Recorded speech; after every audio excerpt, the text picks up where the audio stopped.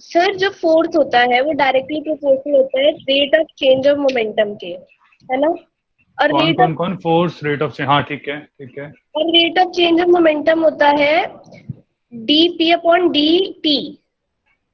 DP upon D, rate rate change of momentum होता है DP upon D T, हाँ ठीक है। सर डीपी अपॉन डी होता है, लेकिन हमने जब क्वेश्चन सॉल्व किया था तो हमने चेंज ऑफ मोमेंटम लिखा था सिर्फ P F minus P final minus P initial. नहीं, चेंज इन मोमेंटम तो पी फाइनल माइनस इनिशियल ही होता है, लेकिन रेट चेंज ऑफ मोमेंटम मतलब होता है P final minus P initial divided by time. अच्छा। एंड सर जो फिर उसके बाद हमने उसको चेंज इन मोमेंटम को फिर एम वी और एम यू में इस तरह से क्लासिफाई करके force is equals to mass into acceleration हमने डिराइव कर ली इक्वेशन। ठीक है ठीक है। इसी को ही हम इम्पल्स कहते हैं। नहीं, इम्पल्स हम कहते हैं चेंज इन मोमेंटम को। इम्पल्स हम कहते हैं चेंज इन मोमेंटम को। हम्म। और सर ये जो डी मतलब चेंज इन मोमेंटम था उसमें हम्म। बेटा आवाज गई आपकी, हेलो। ये सर अब मैं बोल नहीं रही हूँ, ठीक है सर, ओके ठीक है आगे। ठीक है। और किसी का कोई डाउट बेटा? सर डीपीपी में से डीपीपी में से, डीपीपी में से क्या डाउट है? सर एक मिनट।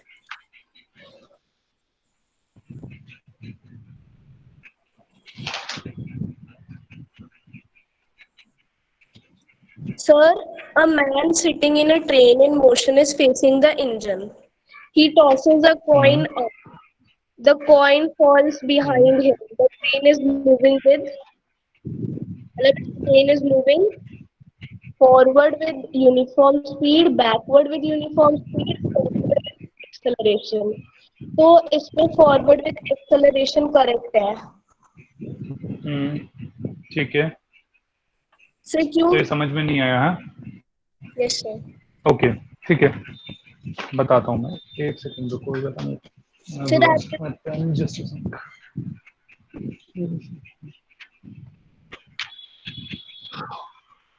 आंसर ऐसे एक ही सेम सेकंड क्वेश्चन बेटा, बॉल एक पे, सेकंड। तो उसमें वो आगे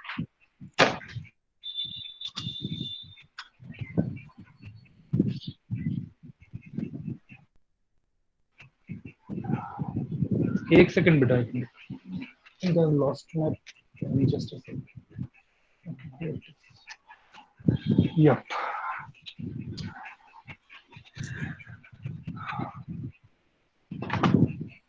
ओके। मेरी स्क्रीन तो शेयर हो रही होगी सभी को? Yes, Yes, sir. sir. Hello. Yes, sir. Yes, sir. Sure. Okay right. Mokshika, एक बार क्वेश्चन में, राइट, क्वेश्चन में क्या था? ट्रेन एक दे रखी है सर और एक ट्रेन में एक लड़का बैठा हुआ है, राइट। और सर उसने क्या किया? उसने एक कॉइन को उछाला है, ऐसा कोई क्वेश्चन है ना? a man is sitting in a train in motion let's facing say, the engine. He tosses a इसने coin, इस कॉइन को उछाला। yes sir, and the coin falls behind him. The train is moving forward आपकी आवाज with कटी बेटा, क्या बोला? the coin हाँ falls behind him. The train is moving. Okay, अब ध्यान से सुनना। ओके, ध्यान से सुनना। क्या मैंने बता रखा है कि अगर मैं किसी चलती बलून वाला क्वेश्चन जो था, मैं समझ गया। आप सुनो एक मिनट बेटा, सुनो सुनो सुनो, मेरी बात सुनो। मेरी आवाज आ रही है? हेलो, Yes, मेरी sir. आवाज आ Yes, sir. Yes, sir. You're audible. Yes. सिर्फ स्क्रीन चली गई। Yes, sir. सर आप चली गई। सारी चलेगा। सर ही चले सर गए। सर आप भी चले। सर ही चले सर गए। की वॉइस बीच में रुक रही थी ना। हाँ। वर्ड्स मिस हो गए थे। फिर में आ रही थी।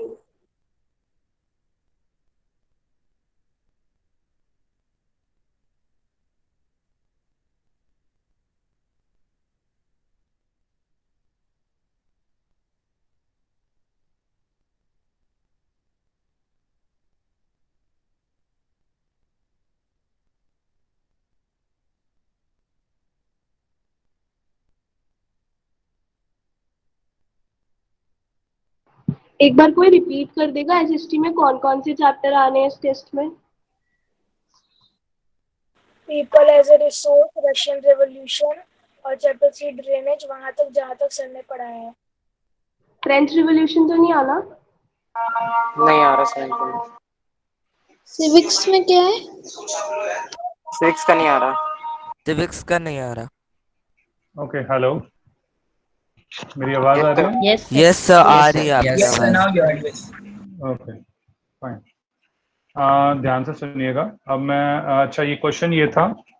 अब इसमें ध्यान से सुनो। मैंने आपको एक क्वेश्चन, आपको याद है, बताया था कि अगर हम एक बलून है जो ऊपर जा रहा है, मान लो 10 मीटर पर सेकंड से, अगर इससे हम एक कॉइन को छोड़ते हैं तो कॉइन की जो इनिशियल वेलोसिटी होगी, क्या सभी को याद है, वो 10 मीटर पर सेकंड होगी? Yes, sir. Yes sir. क्योंकि बलून और कॉइन लेने में अब सभी को याद है ये वाली चीज? Yes Yes, sir. Yes okay, sir अब ध्यान। इनिशियल सर, हाँ बेटा, बोले। सर मेरा ये कहना था कि जब उसे कॉइन को छोड़ा गया तब तो उसकी मोशन वही, वो तब तो उसकी उसकी मोशन वही है ना ट्रेन की जो बलून की है।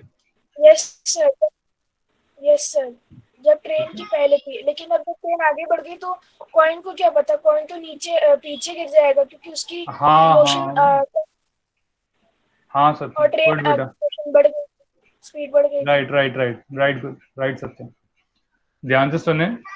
सत्यम ने वैसे बता दिया, सही बताया है सत्यम ने। क्या बोल रहे हैं अब हम? अब सेम चीज इसके ऊपर अप्लाई करके देखो। देखो, अगर कॉइन जो वेलोसिटी गाड़ी की होगी, क्या वही वेलोसिटी हमारी वर्टिकल मोशन के अंदर, सॉरी हॉरिजॉन्टल मोशन के अंदर वही मोशन, वही वेलोसिटी कॉइन की भी होगी ना? अब होगा क्या? Yes sir. अगर अगर ये ट्रेन कांस्टेंट वेलोसिटी से चल रही है तो ये कौन जाएगा? ऊपर जाएगा और आगे भी जाएगा, जैसे ट्रेन आगे जाएगी, और मतलब इस हिसाब से लड़का भी आगे जाएगा। तो एक्चुअली में होगा क्या कि ये जो कॉइन है वो कुछ ऐसा मोशन ट्रेवल करेगा, और जो कॉइन है वो लड़के के वापस से हाथ में ही आ जाएगा, क्योंकि आफ्टर सम टाइम ये लड़का भी आगे जाएगा। क्या सभी को ये वाली चीज समझ में आती है? उसमें यस सर। कॉइन पीछे Yes, फॉल sir. करता है। हाँ बेटा, अभी रुक तो जा, पहले ये चीज समझ में आती है नहीं आती? पहले ये तो पहले एक एक करके डिस्कस करेंगे ना। ओके, अब ध्यान से सुनिएगा। अब मैं क्या कहता हूँ कि भाई ये कांस्टेंट वेलोसिटी से नहीं चलता। अब मैं कहता हूँ ये ना एक्सेलरेट कर रहा है आगे की तरफ, मतलब वेलोसिटी इंक्रीज हो रही है। अब ध्यान से सुनना भाई, कॉइन तो अभी भी यहीं पे पहुंचेगा जहां पे अभी पहुंचा है, क्योंकि भाई वी वेलोसिटी पे जब छोड़ा था उसी टाइम पे छोड़ा, तो वो तो अभी भी यहीं पहुंच रहा है। लेकिन अब क्योंकि लड़का ट्रेन के ऊपर बैठा हुआ है, ट्रेन एक्सेलरेट कर रही है, इसका मतलब लड़का इस पोजीशन की जगह क्या थोड़ा आगे चला जाएगा? क्या सबको ये चीज समझ में आती है? Yes sir. Yes Yes, sir. वो accelerate हो जाएगा। अब जब आगे चला गया तो इसका मतलब क्या हुआ कि कॉइन पीछे गिरेगा। तो इसका मतलब जब कॉइन पीछे गिरेगा तो जो ट्रेन है क्या वो एक्सेलरेट करेगी? या सबको ये चीज समझ में आती है? Yes sir. Yes sir. Mokshika, आया समझ में बेटा ये वाली चीज? यस सर, आ गई। ओके, अब इसी का एक और क्वेश्चन भी आता है, जो तीसरा वर्जन होता है कि अगर कॉइन आगे गिर गया तो भाई कॉइन तो यहीं रहने वाला है। अब अगर आगे गिर गया, इसका मतलब जो ट्रेन है उसकी वेलोसिटी कम हो गई होगी, तो रिटार्डेशन हुई होगी, तो ये जो लड़का है वो यहीं पे पहुंचा होगा। क्या सबको ये वाली चीज समझ में आती है? Yes sir. Yes sir. तो अब इसका मतलब क्या है? अगर डायरेक्टली हाथ में आएगा तो कांस्टेंट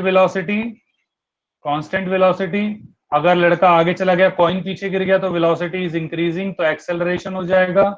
और अगर लड़का पीछे रह गया तो वेलोसिटी डिक्रीजिंग, रिटार्डेशन हो जाएगा। क्या सबको समझ में आता है? कॉइन के बाद हो रहा है ना एक्सीलरेशन और डीएक्सीलरेशन? हाँ बेटा, नहीं, कॉइन फेंकने के बाद भी, इवन कॉइन फेंकने से पहले भी, जिस टाइम कॉइन फेंका वो जो वेलोसिटी गाड़ी की होगी वो कॉइन को मिल जाएगी, अब चाहे वो कुछ कभी भी हो।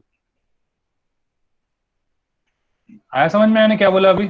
Yes sir. जिस टाइम, अब जैसे ये बलून था, बलून है, अगर मैं कहूँ ये बलून एक्सेलरेट कर रहा है 1 मीटर पर सेकंड स्क्वायर से, और मैंने कहा इनिशियल वेलोसिटी 0 थी, 10 सेकंड बाद बताओ अगर मैं कॉइन को छोड़ूं तो कॉइन कहाँ हो, मतलब कॉइन को छोड़ूं तो क्या वेलोसिटी होगी? तो भाई कर तो ये एक्सेलरेट रहा है, लेकिन 10 सेकंड बाद इस बलून की जो वेलोसिटी होगी वो 10 मीटर पर सेकंड होगी। तो कॉइन की वेलोसिटी भी 10 मीटर पर सेकंड होगी। क्या ये चीज समझ में आती है सभी को? Yes sir. Constant velocity. Yes, sir.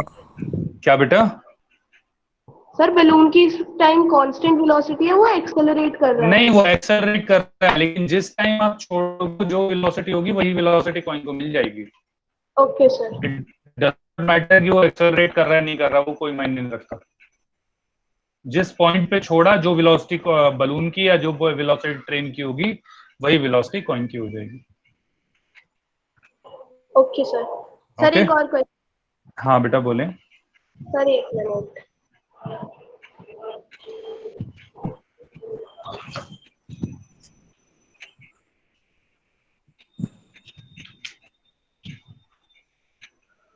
Sir, two objects of different masses falling freely near the surface of moon would have same velocities at any instant, have different accelerations या experience forces of same magnitude. Have same acceleration. Sir, इसमें तो have some same velocities at any instant है answer. Have same acceleration भी बात same ही है, कुछ और तो नहीं है। एक सेकंड। यस सर, सेम ही बात। मतलब बात तो सेम ही है। क्वेश्चन ये कौन सी है? ये फर्स्ट डीपीपी है ना जो हमने दी थी? सर इस चैप्टर की फर्स्ट है। हाँ, इस चैप्टर की फर्स्ट है ना। ठीक है, एक सेकंड। कौन सा क्वेश्चन है बोला? सर एक मिनट। सर ये है question 16। 16, okay. Just a second. Two objects of different masses falling freely near the surface of the moon would have same velocities at any interval, have different acceleration है बेटा option में। तो आपने same acceleration बोला था। Experience forces of same magnitude undergo a change in their inertia. तो बेटा सही है, ऑप्शन 1 ही करेक्ट है इसमें, तो कोई दिक्कत ही नहीं है। तो मुझे समझा दीजिए।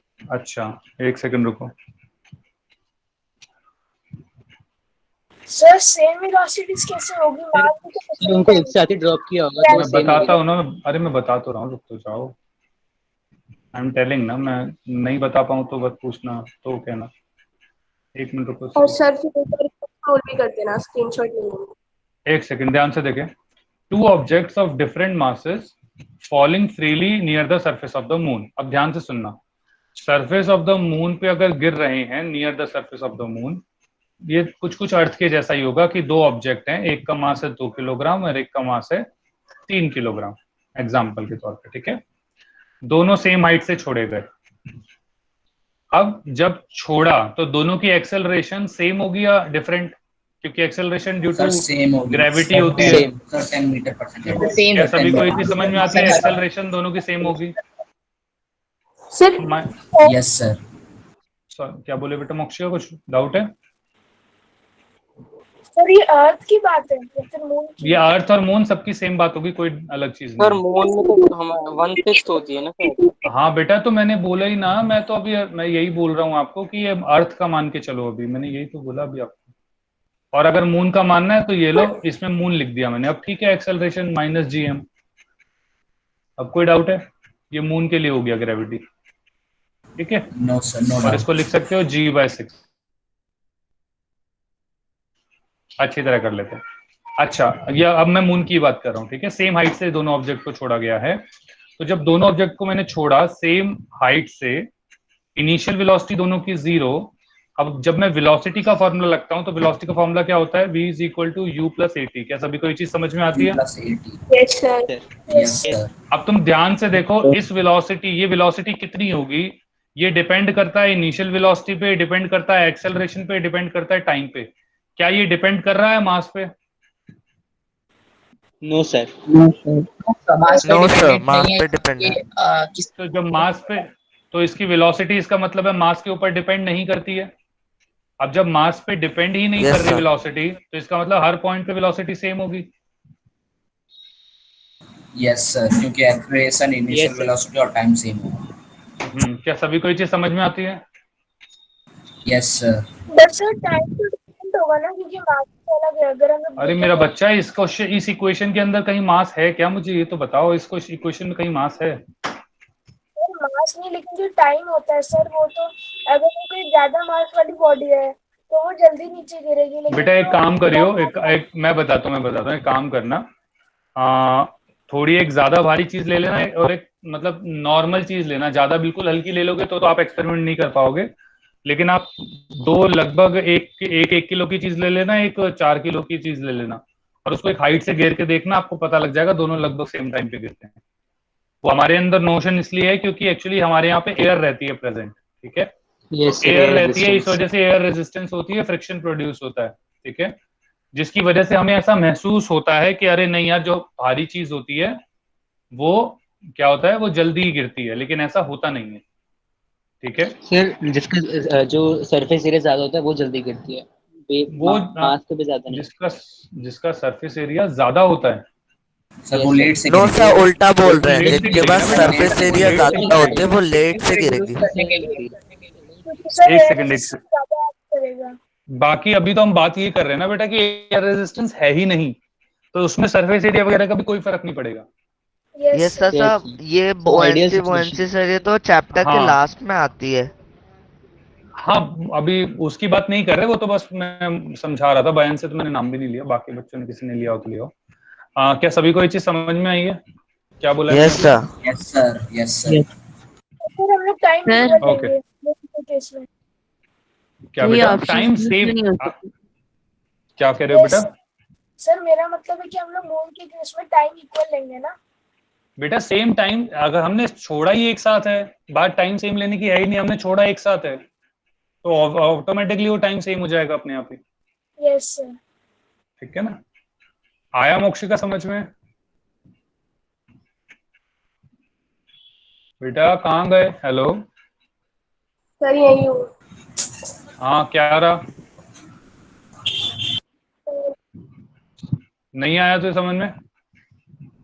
सर मुझे वो तो समझ आ गया कि उसमें मास का कोई रिलेशन नहीं है, तो इसलिए सेम वेलोसिटी होगी। लेकिन ठीक है। सर अगर उसकी एक्सेलरेशन, आपने बोला कि अगर जी है तो वो दोनों, आपने क्या रीजन बोला था, मुझे वो नहीं आया था जब अर्थ का केस आपने समझाया। अर्थ नहीं, मैंने मून का केस ही लिया है, मैंने अर्थ का केस भी नहीं लिया। एक्चुअली दोनों केसों में सेम रहता है, मैंने ये बोला था। लेकिन फिर आपने कहा कि नहीं भाई, एक बच्चे ने कहा था मून की G/6 होती है, तो मैंने कहा चलो मून ही ले लेते हैं। तो हम बस ये कह रहे हैं कि जब हम सरफेस ऑफ द मतलब किसी भी प्लेनेट के सरफेस के आसपास होते हैं, तो हम एक्सेलरेशन ड्यू टू ग्रेविटी को कांस्टेंट लेते हैं। तो अब acceleration due to gravity constant रहती है, तो इक्वेशन ऑफ मोशन हमारी वैलिड रहती है। इक्वेशन ऑफ मोशन वैलिड हो गई तो हमारा ये फॉर्मूला वैलिड रहेगा, और उसमें मास का कोई रिलेशन नहीं होता। क्या अभी समझ में आ गया? तो इसलिए वेलोसिटी भी कांस्टेंट रहेगी। कांस्टेंट रहेगी। जैसे इसमें अब दूसरा है कि हैव डिफरेंट एक्सेलरेशन, तो एक्सेलरेशन डिफरेंट हो ही नहीं सकती क्योंकि एक्सेलरेशन तो सेम होगी। तो पहला गलत। Experiences force of same magnitude, तो बिल्कुल भी नहीं, क्योंकि फोर्स क्या होता है, मास इनटू एक्सेलरेशन। एक्सेलरेशन दोनों की सेम है लेकिन मास दोनों के डिफरेंट हैं, तो इसका मतलब फोर्स जो 3 किलोग्राम पे लगेगी वो ज्यादा होगी फोर्स ऑन 2 किलोग्राम के। तो ये ऑप्शन भी गलत हो गया। क्या सबको समझ में आ रहा है ये? Yes yes sir. सर। और तो ये इस तरीके से आता है। तो हमारा जो अप्रोप्रिएट आंसर है वो ये है, have same velocity at an instant. क्या यहाँ कह रहे हैं बेटा? इनर्शिया में हो रहा है, वो रेस्ट से मोशन में आ रहा है। क्या बेटा? सर इनर्शिया में भी तो चेंज हो रहा है। इसमें एक्चुअली इनर्शिया से रिलेट करके शायद मास से रिलेट कर रहे हैं बेटा बस। अगर मास से ही रिलेट कर रहे हैं और अगर किसी और से करेंगे तो फिर ये भी करेक्ट हो जाना चाहिए था, undergoes a change in their inertia. But actually ये सिर्फ यहाँ मास से रिलेट कर रहे होंगे, इस वजह से आंसर जो मोस्ट अप्रोप्रिएट है वो ये वाला है, क्योंकि इनर्शिया जो प्रॉपर्टी है वो ड्यू टू इट्स मास आती है ना। और ये हमने अज्यूम करा कि उनकी सेम एक्सेलरेशन होती है, ये होती सेम है नहीं, एक्सेलरेशन। होती सेम है। जब अब अगर आप किसी चीज को गिराते हो, जब भी आपने ब्रिज के ऊपर से गिराया था, टावर के ऊपर से गिराया था, हमने सब में एक्सेलरेशन -10 ही तो ली थी, तो ये होती सर है। पर वो तो था ना, ये तो मून है। हाँ तो बेटा क्या हो गया, प्लेनेट तो है, ग्रेविटी तो हर जगह होती है। ग्रेविटी को फर्क नहीं पड़ता कि वो सन है, अर्थ है, मून है। मास होगा तो ग्रेविटेशन फोर्स होगी, दैट्स इट। क्लियर है? पर सर अगर एक केस दे दिया होता है, ये एक बॉल को हम लोग मून के सरफेस पे गिरा रहे होते हैं, एक को हम लोग अर्थ के सरफेस पे गिरा रहे होते हैं, तो तो यहाँ अलग पर होता जो क्योंकि gravitational acceleration due to gravity दोनों की अलग होती, फिर अलग होता। हाँ, तो सर उस केस में अर्थ पे जो गिर रही है उसकी फाइनल वेलोसिटी ज्यादा होती है ना? अगर मून सेम वाली। हाइट से फेंकोगे तो हाँ, सेम हाइट यस से फेंकोगे तो हाँ। ओके।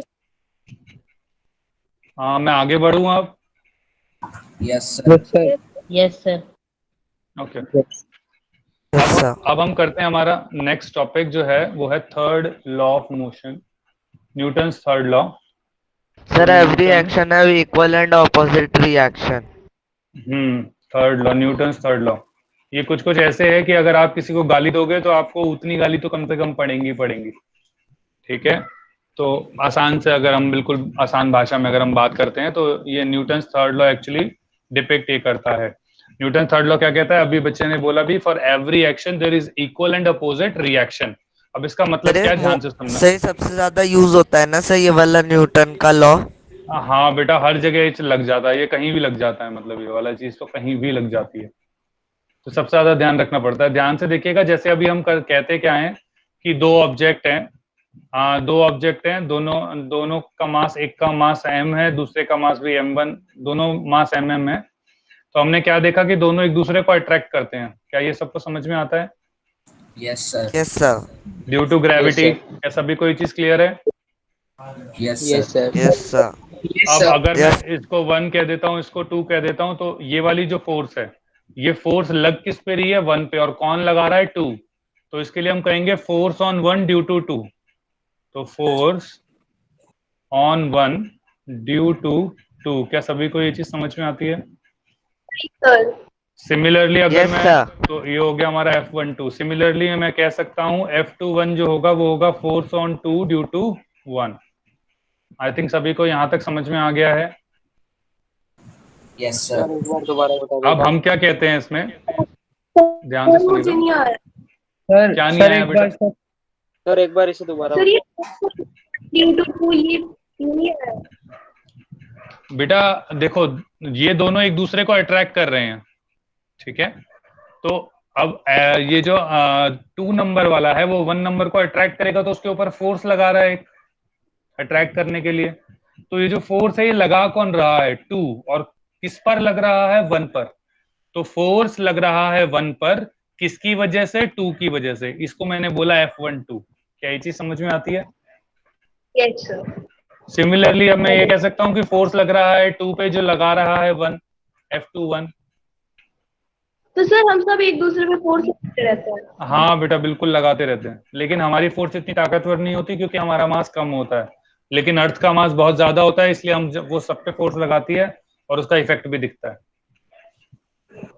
Okay sir. ठीक है, ओके। नाउ हम क्या कहते हैं कि every action there is equal and opposite reaction. तो ये एक्शन था फॉर एग्जांपल, तो एक्शन जब हुआ तो ये साथ के साथ उसका रिएक्शन हो गया, ठीक है। तो एवरी एक्शन देयर इज, क्या हुआ बेटा? F21 कैसे हुआ? मुझे तो F12 होना चाहिए ना। नहीं, दोबारा बोलो, क्या बोला बेटा अभी आपने? सर मैं ये कह रहा हूँ कि ये रिएक्शन हुआ, सर हमारा एक्शन था F12 फोर्स, तो रिएक्शन भी तो F12 होना चाहिए था ना। 21 कैसे हुआ? बेटा 21 बस डिफेक्ट करने को बताया है कि 2 पे जो फोर्स लग रही है 1 की वजह से, ये बताने के लिए। अभी मैं इतनी देर से यही तो बताया, 2 बार बता दिया। Okay sir, okay. ये थोड़ा ध्यान से सुनिए बेटा। ओके, तो अब मैंने क्या कहा कि every action there is equal and opposite reaction. तो एक्शन है, रिएक्शन है, और दोनों इक्वल भी हैं, ठीक है। तो हम क्या कहेंगे? दोनों इक्वल हैं, तो हम क्या कह सकते हैं? F12 is equal to F21। लेकिन every action there is equal and opposite reaction. Opposite मतलब, अब ध्यान से देखो, ये राइट साइड में है, तो जो दूसरी रिएक्शन है वो लेफ्ट साइड में है। क्या सभी को दिख रही है ये वाली? Yes sir. Yes sir. Yes sir. Yes, sir. तो एक्चुअली अब ये फोर्स जो होती है वो वेक्टर होती है, तो वेक्टर को रिप्रेजेंट करने के लिए हम क्या करते हैं? ऊपर से ऊपर ना एक ऐसे तीर सा लगा Yes, देते हैं, sir. एक तीर सा लगा देते हैं, इसको वेक्टर कहते हैं, ठीक है। तो अब F12 F21 के बराबर है, लेकिन ध्यान से देखो अपोजिट डायरेक्शन है, तो मैंने इसको माइनस लगा दिया। क्या सभी को ये चीज समझ में आती है? Yes, sir. Minus, sir. ये माइनस क्या पर बता रहा है? आपने दोनों को Sir, नीचे की direction. जगह भी दोनों दिया। same डायरेक्शन है। एक्चुअली क्या, सॉरी क्या बोला बेटा? सर आपने एरो सर दोनों में एक ही साइड लगा दिया ना, दोनों साइड। हाँ हाँ, एरो तो बेटा हमेशा ऐसे ही रहता है, जो भी वेक्टर को रिप्रेजेंट करता है उसको ऐसे ही लगाते हैं। Okay sir. A vector B vector, वो तो वेक्टर ऐसे ही लगेगा, ऐसा और नहीं है कि एरो इसका इस तरफ है तो इसका इस तरफ होगा। अब जैसे क्या है, मैंने F12 को पॉजिटिव डायरेक्शन माना तो F21 ऑटोमेटिकली नेगेटिव हो गया था। मतलब अगर मैं इसको से 5 न्यूटन ले लेता, 5 न्यूटन, ठीक है, तो हम क्या लिखते F12 5 न्यूटन होगा, ठीक है, और इस डायरेक्शन को पॉजिटिव लिया तो +5 न्यूटन, तो F21 कितना हो जाएगा ऑटोमेटिकली -5 न्यूटन। क्या सभी को ये चीज समझ में आती है? Yes sir. Yes, sir. हाँ, अब मुझे इन दोनों को बराबर करना है, इन दोनों को इक्वलेट करना है, तो मैं क्या करूंगा, F12 लिखूंगा इज इक्वल टू F21 लिख दिया, लेकिन अगर ये लिखूंगा तो गलत हो जाएगा। क्यों? क्योंकि F12 तो 5 है और F21 सर कितना और है? एक माइनस है। तभी हम माइनस साइन लगाते हैं। इसीलिए मैंने माइनस साइन पहले लगा दिया ताकि वो इक्वेट हो जाए। क्या सभी को ये चीज समझ में आती है? Yes sir, minus minus plus करके 5 न्यूटन आ जाएगा। यस सर, समझ आती है। तो अब इसका सर- मतलब क्या हो? हाँ बेटा बोले। सर आपकी सर वॉइस ब्रेक हो रही थी सर, एक बार सर ये सर लास्ट वाला सर दोबारा समझा दीजिए sir, F12 equal to minus वाला। ओके सर ये लास्ट वाला। ये वाला कह रहे हो बेटा? सर नहीं सर, सर ये जो साइड आपने साइड अच्छा, राइट में साइड लिखा में है। लिखा है। ओके ओके, मैं बता रहा हूँ। देखो, अगर हम कहते हैं कि F12 जो है वो 5 न्यूटन है, तो सिमिलरली F21 क्योंकि ऑपोजिट डायरेक्शन में है तो क्या -5 न्यूटन हो जाएगा? ये चीज समझ में आई है? Yes sir. नाउ अब अगर मैंने लिख दिया F12 is equal to F21, F12 is equal to F21, तो देखो ये गलत हो जाएगा। क्यों? क्योंकि एक 5 न्यूटन है, दूसरा -5 न्यूटन। तो इसको इक्वेट करने के लिए मुझे एक एक्स्ट्रा माइनस साइन लगाना पड़ेगा ताकि दोनों बराबर हो जाएं। क्या अभी समझ में आता है? ताकि माइनस माइनस पॉजिटिव हो गया। Hello, okay, yes sir. Right. तो अब इसका मतलब अब ध्यान से देखो, तो F12 is equal to F21 हमने यहाँ मतलब F12 is equal to minus F12 F21, तो हम क्या कह रहे हैं इसमें? Every action there is an equal and opposite reaction। क्या सभी को ये चीज समझ में आती है? सर मुझे ये समझ Yes, आ गया, sir. लेकिन आखिरी में आपने लिखा F12 is equal to minus F21, लेकिन माइनस F21 के ऊपर वो सेम साइन लगा दिया F12 वाला। बेटा ये वेक्टर वाला साइन हमेशा सेम ही रहता है, मैंने ये बताया तो है। यहाँ पे देखो, ये तो सेम ही रहता है, इसको डायरेक्शन चेंज नहीं होती। ऐसा नहीं है अब एक वेक्टर ऐसा होगा तो मुझे ए के ऊपर ऐसे वेक्टर लगाना पड़ेगा, वो नहीं है। ए वेक्टर हमेशा ऐसे ही लिखा जाएगा। Okay sir. उसके आगे डायरेक्शंस होती हैं, वो अलग चीजें होंगी, मतलब वो अलग सर ये चीज होती है जिसमें। वेक्टर क्वांटिटी दिखाने के लिए होता है। हाँ बेटा, वेक्टर क्वांटिटी दिखाने के लिए होता है। सर अगर एक बुक टेबल पे फोर्स लगा रही है तो वो माइनस में लगा रही है, जैसे -10 न्यूटन। अगर हम उसे, वो हमारे ऊपर रहेगा बेटा कि वो किस पे लगा रही है। जैसे हम क्या कह रहे हैं कि अगर आपने बोला कि एक बुक है, तो हमने क्या कह दिया, चलो भाई ये ले बुक ले लेते हैं अब हम, तो ये हमारी एक बुक हो गई, ठीक है। अब बुक को कौन अट्रैक्ट कर रहा है? अर्थ अट्रैक्ट कर रही है, अर्थ अट्रैक्ट कर रही है बेटा। टेबल की इतनी ताकत नहीं होगी कि उसे अट्रैक्ट कर पाएगी, अर्थ अट्रैक्ट कर रही है। ये टेबल जो है अर्थ पे रखी हुई है, अर्थ ये बहुत बड़ी सी चीज है कुछ, तो अर्थ इस टेबल को, इस बुक को अट्रैक्ट कर रही है। लेकिन ये बुक क्या है, इस टेबल को नीचे नहीं, ये टेबल जो है इस बुक को नीचे नहीं आने दे रही। तो ये टेबल भी क्या कर रही है, बुक के ऊपर एक ऊपर की तरफ फोर्स लगा रही है। क्या ये चीज समझ में आती है? Yes yes sir. सर। अब सभी से मैं क्वेश्चन अगर पूछूं, पहले इसमें अभी पहले एक बार इसी चीज को भी याद रखना, बस मैं अभी दूसरी चीजें अभी एक बार कंफर्म कराता हूँ, ध्यान से सुनिएगा। तो मैंने क्या बोला, F12 जो है वो F21 के बराबर है, और ये वेक्टर साइन हमने पता लग गया, ठीक है। तो every action there is equal and opposite reaction. Now अब इसमें हम और चीज क्या ध्यान रखने वाली है, ध्यान से देखो। जो दोनों फोर्सेज हैं वो दोनों अलग अलग बॉडी पे लगी है, एक 1 पे लगी है और दूसरी 2 पे। क्या सभी को ये चीज समझ में आती है? तो इसमें हमें क्या लिखना पड़ेगा कि action and reaction forces, action and reaction forces acts on two different bodies। क्या सभी को ये चीज समझ में आती है? Yes, sir. एक बार ये लास्ट वाला लाइन दोबारा समझा दीजिए बेटा, एक्शन रिएक्शन फोर्स जो होती है वो हमेशा दो अलग अलग बॉडी पे लगती है। ऐसा नहीं होता कि एक ही बॉडी पे एक्शन लग रहा है और फिर उसी बॉडी पे रिएक्शन लग जाएगा। तो Yes, sir. एक्शन रिएक्शन होने के लिए तुम्हारे पास दो अलग अलग बॉडी होनी चाहिए। इसको मैं एग्जांपल की तरह क्या बताता हूँ कि अगर आप दीवार के अंदर मुक्का मारते हैं तो एक फोर्स है जो आपने दीवार पे लगाई और दीवार आपके हाथ के ऊपर लगाएगा, तो दो बॉडीज हो गई, एक दीवार और दूसरा एक आपका हाथ। क्या अभी क्लियर है बेटा? Yes sir. Sir Yes, NCERT sir. पे सर ऐसा ही क्वेश्चन था ना सर, बस वाला, कि उसमें एक बच्चे ने बोला था कि ये थर्ड लॉ ऑफ मोशन को डिपिक्ट कर रहा है, पर जबकि दोनों बॉडी डिफरेंट थी तो फोर्स वो नहीं हो सकता सर। सर सेम मैंने जो भी आपने अभी बोला। मुझे एक्चुअली क्वेश्चन दिखा देना बेटा, मेरे को अभी ध्यान नहीं है वाला सर क्वेश्चन। एनसीईआरटी बुक में है एक एग्जांपल। नहीं होगा, मैं अभी आई एम नॉट श्योर, मतलब अभी मुझे अभी ध्यान नहीं है, मैं बस ये बता रहा था, कोई बात नहीं। क्या अभी सभी को ये चीज समझ में आई कि action and reaction forces acts on two different bodies? Yes Yes. Sir. Yes, sir. Okay, now अब तीसरा जो पॉइंट आता है वो ये आता है कि action reaction acts on the at the same time. Action reaction forces acts at the same time. ऐसा नहीं होता कि एक्शन एक टाइम पे होगा और रिएक्शन उसके बाद आधे घंटे बाद या 1 मिनट बाद या 1 सेकंड बाद भी होगा। जैसे ही आपने एक्शन किया आपके साथ साथ आपको रिएक्शन मिल जाएगा। क्या ये चीज सबको समझ में आती है? Yes, Yes, sir. अब इसको समझने के लिए आप ऐसा भी कर सकते हो, मतलब एक तो यही है जो मैंने अभी आपको एग्जांपल दिया था कि अगर आप दीवार के अंदर दीवार पे मुक्का मारते हैं तो दीवार भी साथ के साथ आपको फोर्स लगाती है। ऐसा नहीं है कि आधे घंटे बाद दीवार निकल के आएगी और कहेगी क्यों मारा, ले भैया मैं मारूंगा, तो ऐसा नहीं होता। क्या सभी को ये वाली चीज समझ में आती है बेटा? Yes. Yes. Yes, sir. और Yes, sir. इसको दूसरे तरीके से भी समझ सकते हो कि अगर आपको टीचर मतलब डांट रहा है तो आपके अंदर भी अंदर अंदर गुस्सा उतना ही ज्यादा आता रहता है एट द सेम टाइम। ऐसा नहीं होता टीचर ने अभी डांटा है आपको 15 दिन बाद समझ में आएगा अच्छा डांटा तब गुस्सा आएगा, तो साथ के साथ आता है वो भी, वो आप कह नहीं पाते, वो बात अलग है। क्या सभी को ये दोनों चीजें समझ में आई हैं? लिख लें सभी इस चीज को पूरे को। Sir, लिख लिया। ये दो Sir, लिख लिया। ये Yes, sir. लास्ट के 2 पॉइंट्स काफी इंपॉर्टेंट है, थोड़ा ध्यान रखिएगा। मतलब थ्योरेटिकली ध्यान रखना है, मतलब ये वाली चीजें ना, मतलब ऐसा तुमसे पूछी कभी नहीं जाएंगी, लेकिन तुम्हें पता होना चाहिए वाली चीजें, कॉन्सेप्ट लगेंगे इनके ऊपर जब भी लगेगा। सर क्या? इसका मतलब अगर छोटी बॉडी बड़ी बॉडी को मतलब एक बड़ी सी बॉडी एक छोटी सी बॉडी पे भी फोर्स लगाती है तो उतना ही फोर्स उसपे भी लगता है, लेकिन बस वो मास की वजह से होता है कि उसका इफेक्ट ज्यादा नहीं पड़ता। हाँ बेटा बिल्कुल। जिस तरीके से अगर आप अर्थ के ऊपर गिर रहे हो, अगर आप कहीं से कूद गए तो आप अर्थ की तरफ अट्रैक्ट हो रहे होगे, तो ऐसा भी कहा जा सकता है कि अर्थ आपकी तरफ अट्रैक्ट हुई और ऊपर की तरफ आ गए, लेकिन बाकी सारी चीजें वहीं रहती हैं, इसलिए हम कहते हैं कि आप ही गिरे एक तरीके से। और कुछ ना कुछ वही है कि मास सर आपका सेम ज्यादा होता है, टाइम का इसलिए मतलब ये भी है कि जो टाइम एंटर वो भी सेम।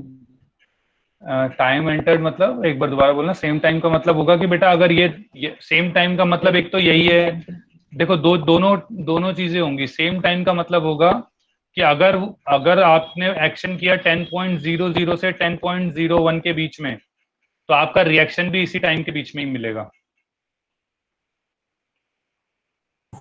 Okay, sir. चाहे वो माइक्रो टाइम इंटरवल भी सेम ही होता है। सॉरी क्या बोला बेटा अभी आपने? चाहे वो नैनो सेकंड्स का कितना भी सेकंड हो, कितना भी हो, उसी टाइम के लिए, बस उसी टाइम। Okay sir.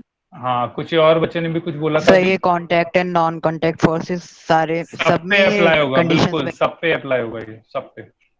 ये भी अगर ग्रेविटेशन हम देख रहे हैं तो नॉन कांटेक्ट फोर्स ही है ये वाली, ठीक है? क्या सभी को यहाँ सर, तक क्लियर है? कोई डाउट किसी को बेटा? No sir. ओके, आप ध्यान से देखें तो अब मैंने क्या कहा, देखो बुक के ऊपर फोर्स लग रही है नीचे की तरफ, फिर टेबल ने बुक के ऊपर फोर्स लगाई ऊपर की तरफ। आप मुझे ये बताइए क्या ये दोनों फोर्सेस एक्शन रिएक्शन पेयर होंगी? Yes, sir. Yes Yes, sir. sir. Yes, sir. Sir सभी Yes, को sir. क्लियर है ये वाली चीज की एक्शन रिएक्शन पेयर होंगी? सर Yes, बुक में sir. नीचे से लगाई है ना? नहीं बेटा, बुक पे नीचे की तरफ लग रही है, बुक पर नीचे की तरफ लग रही है। बुक को अर्थ खींच रही है ना नीचे की तरफ, तो उसको नीचे गिरने कौन नहीं दे रहा? टेबल। तो टेबल ऊपर की तरफ फोर्स लगा रहा है। तो सर वो बैलेंस हो जा रहे हैं दोनों मतलब। हाँ, तो क्या सभी को ये चीज समझ में आ रही है? अब क्या एक्शन रिएक्शन पेयर है? आई एम सर, अगेन समझ रिपीटिंग आ माय गया। Question. I am Yes, again sir. Repeating my question. क्या ये एक्शन रिएक्शन पेयर हैं? Yes, sir. Yes, sir. Yes, sir. Yes sir. Okay, सभी का yes है। तो सर बहुत हम बढ़िया। मैं कह रहा हूँ no, Yes, sir. These are not action reaction pair. तो सर क्या अर्थ के साथ होगा? बिल्कुल अर्थ के साथ ही होगा। सर डिफरेंट बॉडीज, यहां देखो, पहली भी बुक के ऊपर लग रही है, दूसरी भी बुक के ऊपर ही है। क्या सभी को दिख रही है? Yes sir. सर हम ये भी तो कह सकते हैं जो बुक है वो टेबल पे लगा रहा है और टेबल बुक पे। हाँ, तो यस सर, तब जो उसकी फोर्स वजह होगी, यस सर। लेकिन तब जो फोर्स होगी वो हमें इस तरीके से नीचे दिखानी पड़ेगी ना, ये वाली फोर्स, क्योंकि वो टेबल पे लग रही है। Okay sir. क्या ये चीज सबको समझ में आती है? Yes sir. यस अब सर हम इसका मतलब, तो सर ये बैलेंस्ड फोर्सेस होते हैं, एक्शन और रिएक्शन फोर्सेस। बैलेंस्ड अगर हम सिस्टम के हिसाब से देखेंगे तो बैलेंस्ड होगा बेटा। अगर सिर्फ एक ऑब्जेक्ट के उस पर देखेंगे तो बैलेंस नहीं होगा सर नेट फोर्स क्या होता है इसका? जीरो ना? बेटा। नेट फोर्स मैंने वही बताया, अगर आप सिस्टम को लेके देखोगे तो नेट फोर्स जीरो होगा। जैसे कि अगर मैं आपको बताऊं, अभी तक हमने जितने क्वेश्चंस करे उस क्वेश्चंस में क्या किया कि एक मैंने ऑब्जेक्ट लिया, ऑब्जेक्ट को नीचे गिरा तो उस पर एक्सेलरेशन होती थी, सभी को याद है? Yes sir. Yes sir. Acceleration होती थी तो इसका मतलब इसके ऊपर फोर्स होगा। क्या सभी को ये भी समझ में आता है? Yes sir. Yes sir. Yes sir. Force होगा तो भाई, और देखो एक्सेलरेशन हो रहा है तो इसका मतलब वेलोसिटी चेंज हो रहा है, वेलोसिटी चेंज हो रही है मतलब फोर्स, भाई वापस से कि फोर्स लग रहा है। अब फोर्स लग रहा है और इसकी वेलोसिटी चेंज हो रही है, मतलब जो फोर्स ये है ये अनबैलेंस्ड फोर्स है। क्या सभी को ये भी चीज समझ में आती है? Yes yes sir. सर। क्योंकि एक्सेलरेशन रिंग कर रहा है इसलिए। एक्सेलरेशन जनरेट हो रहा है ना, तो अगर बैलेंस्ड फोर्स होगी तो एक्सेलरेशन आपका जीरो होगा। लेकिन अब हम इस पूरे सिस्टम की बात करूंगा, जिस सिस्टम में क्या आ जाएगा, ये ऑब्जेक्ट आ जाएगा और ये अर्थ भी आ जाएगा। तो अब ये ऑब्जेक्ट इसको यहाँ खींच रहा है और अर्थ इसको, सॉरी, अर्थ इसको नीचे की तरफ खींच रहा है और ऑब्जेक्ट इसको ऊपर की तरफ खींच रहा है। तो जब इस पूरे को मैं एक होल की तरह देखूंगा तो इस पे मैं कहूंगा कि एफ नेट जीरो है।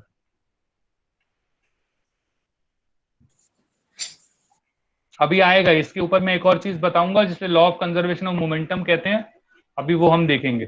क्या सभी को इतनी चीज? सर बुक वाले केस में एक्शन एंड रिएक्शन फोर्स नहीं है मतलब? क्या बेटा? बुक वाले केस में अगर देखो, इसमें क्या हो रहा है कि एक ये वाली जो फोर्स है ये अर्थ लगा रहा है एक्चुअली, और ये वाली जो फोर्स है वो टेबल लगा रहा है, लेकिन दोनों लग किसके ऊपर रही हैं? बुक के ऊपर।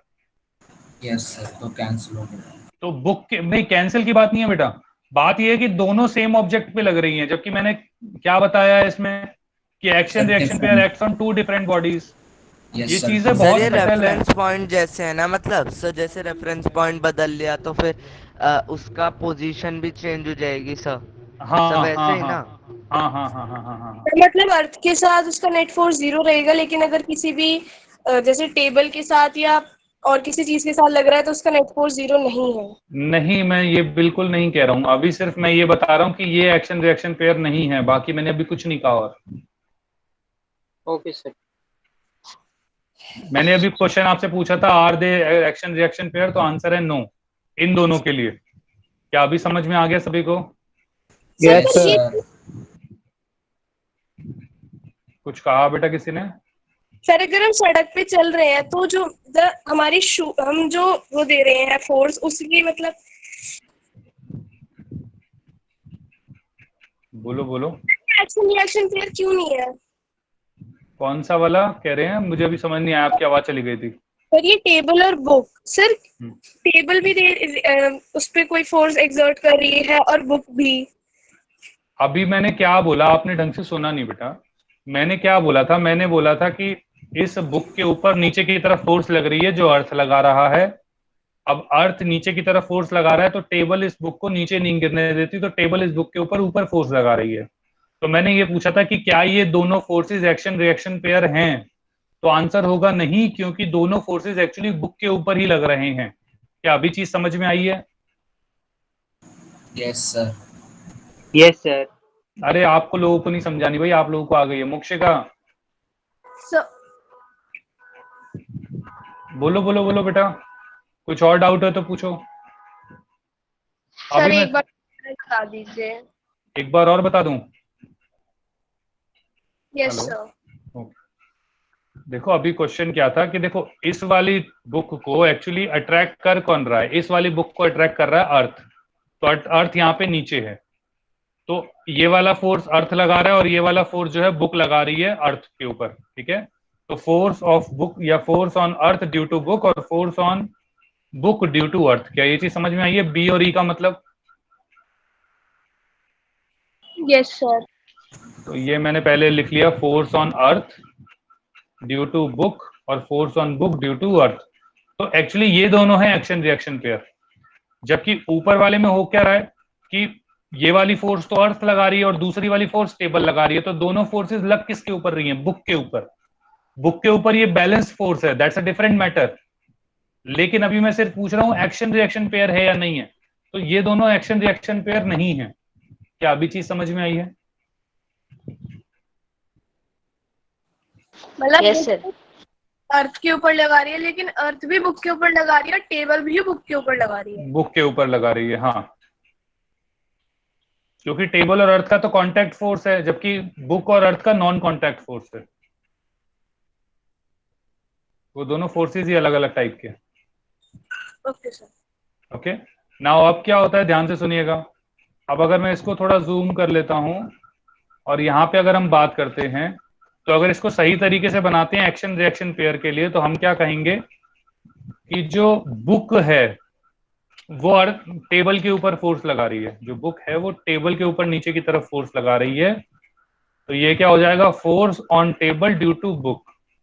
तो अब ये जो फोर्स होगी ये टेबल लगा रही है बुक पे, तो अब इन दोनों फोर्सेस के लिए हम कह सकते हैं कि ये दोनों एक्शन रिएक्शन पेयर हैं। क्या सभी को ये चीज समझ में आती है? Yes sir. Yes sir. Yes sir. Okay, अब इसी के साथ ना एक बेसिक फंडामेंटल होता है, मतलब बेसिक सा है, उसमें क्या बताते हैं, एक कहते हैं फ्री बॉडी डायग्राम, कहते हैं डायग्राम बनाते हैं हम, इसे कहते हैं free body diagram. Free body diagram, free body diagram क्या बताता है? फ्री बॉडी डायग्राम बताता है कि एक बॉडी के ऊपर कितनी फोर्सेस लग रही हैं, एक बॉडी के ऊपर कितनी फोर्सेस लग रही हैं, ये फ्री बॉडी डायग्राम बताता है। जैसे कि अगर ये टेबल है, टेबल के ऊपर बुक रखी है, तो अब मुझे बताना है बुक के ऊपर कितनी फोर्सेस लग रही होंगी। तो मैंने क्या किया, फ्री बॉडी डायग्राम के अंदर क्या करते हैं, हम बुक को हम एक इस तरीके से बॉक्स सा बना लेते हैं। अब इसमें बुक हो, आदमी हो, कुछ भी डिफिकल्ट चीज हो, हम उसको बहुत सिंप्लीफाइड तरीके से बनाने की कोशिश करते हैं। तो जैसे ये बुक है, उसको हमने क्या बना लिया, एक बॉक्स। क्या सभी को ये चीज समझ में आई है? Yes sir. Yes sir. अब इस बुक के ऊपर अगर आप ध्यान से देखें तो एक बुक के ऊपर ग्रेविटी फोर्स लग रही होगी और वो इस बुक को नीचे की तरफ खींच रही होगी, तो ये हम कहेंगे फोर्स ड्यू टू अर्थ। क्या सभी को ये चीज समझ में आती है, force due to gravity? Yes sir. Yes sir. Similarly अब ये टेबल के ऊपर बुक रखी हुई है, तो बुक एक्चुअली चाहेगी नीचे गिरना, लेकिन ये टेबल चाह रही है कि इसे नीचे ना गिरने दूं, तो ये टेबल भी ऊपर की तरफ फोर्स लगाएगी, ये फोर्स लगेगा ऊपर की तरफ, जिसे हम कहेंगे फोर्स नॉर्मल। नॉर्मल क्यों? क्योंकि ये जो सरफेस है, जो ये सरफेस है, इसके मतलब जो कांटेक्ट में सरफेस होता है उसके नॉर्मल फोर्स लगती है, इसलिए उसे नॉर्मल कहा जाता है। तो ये होता है एफ नॉर्मल। क्या सभी को दोनों चीज समझ में? दो पहले अब क्या ब्रेक हो गई थी सर? ओके, कोई नहीं, मैं बताता हूँ, कोई नहीं, अभी आ रही है? यस सर, अब आ रही है। ओके, मैं क्या कह रहा था कि अगर एक पहले तो मैंने बुक को एक बॉक्स की तरह लिख रखना है हमेशा, ठीक है, बॉक्स की तरफ या स्फीयर की तरफ, किसी तरह से रख सकते हो, मतलब एक सिंगल बॉडी बताने के लिए एक्चुअली वो। उसके बाद हमने क्या किया, उसके बाद हमने देखा कि अर्थ की इस बुक के ऊपर अर्थ ग्रेविटी लग रही होगी, तो ग्रेविटी नीचे की तरफ लग रही होगी, तो एफ जी। इसके बाद इस बुक ये टेबल है, उसको नीचे नहीं गिरने दे रही, तो टेबल इसके ऊपर की तरफ फोर्स लगा रही होगी, तो ऊपर की तरफ फोर्स आ जाएगा एफ एन। इस एफ एन को कहते हैं normal force. Normal force. Sir आवाज कट रही है। यस सर, आपकी वॉइस कट रही है सर। तो एकदम से आ रही सर, तेज आ रही है, बहुत तेज आ रही है, कट रही है दोनों सर, बीच में रुक जाती है, फिर अचानक से तेज आती है। स्लो होके एकदम से फास्ट हो जाती है। अच्छा, पता नहीं बेटा, शायद इसमें हेडफोन में दिक्कत हो, एक सेकंड। हाँ, तो मैं क्या कह रहा था कि जो एफ नॉर्मल है, एक होता है एफ नॉर्मल और एक होता है एफ ग्रेविटी। तो एफ ग्रेविटी जब फोर्स लगी तो वो नीचे खींचेगी ऑब्जेक्ट को, लेकिन टेबल उस ऑब्जेक्ट को नीचे नहीं जाने दे रही है, तो एक ऊपर की तरफ फोर्स लगती है जिससे हम कहते हैं एफ नॉर्मल। तो एफ, अब हम सर एफ नॉर्मल मतलब रिएक्शन ये रिएक्शन ही है बिल्कुल। तो जितनी फोर्स जितनी ताकत से नीचे गिर रही फोर्स लग रही होगी उतनी ताकत से टेबल ऊपर की तरफ फोर्स लगाएगी ताकि इस बॉडी को रेस्ट पे रख सके। क्या सभी को इतनी चीज समझ में आई? तो अब बताने का मतलब क्या है कि इस बुक के ऊपर एक्चुअली 2 फोर्स लग रही थी और वो 2 फोर्सेस हमने इस तरीके से रिप्रेजेंट कर दी। क्या सभी को ये चीज समझ में आती है? Yes sir. Yes sir. Yes sir. Okay, अभी एक बार ये डायग्राम बना ले, मैं उसके बाद आगे बताता हूँ। Excuse me sir. हाँ बेटा बोले। सर इस बुक के ऊपर इन दो के अलावा भी तो फोर्सेस लग रही हैं, जैसे टेबल से इसको फ्रिक्शनल फोर्स भी मिल रहा होगा क्या? नहीं बेटा, फ्रिक्शन फोर्स नहीं, एक सेकंड रुको। फ्रिक्शन फोर्स तब तक नहीं मिल सकता बेटा जब तक कि उसके ऊपर हॉरिजॉन्टल कोई फोर्स ना लगे। फ्रिक्शन बहुत समझदार चीज है, फ्रिक्शन जबरदस्ती कहीं पे नहीं लगता। जब उसके ऊपर कोई फोर्स लगा के रखोगे तब उसके ऊपर फ्रिक्शन लगेगा। मैं भी बताऊंगा उसका वाला केस भी, एक बार बता दूंगा। Okay sir, okay sir. और सर एयर से फोर्स के बारे में अगर हम बेटा एयर में वही वाली बात है कि ग्रेविटेशन के हिसाब से एयर का जो फोर्स होता है वो इतना मतलब ज्यादा नहीं होता, इसलिए हम उसे नेग्लेक्ट कर देते हैं। Okay sir. सर हमने ये सर मुझे ये सर एफ नॉर्मल समझ नहीं आया। एफ नॉर्मल बेटा बस यस सर, एक बार सर देखो अगर एक सेकंड रुको, राइट।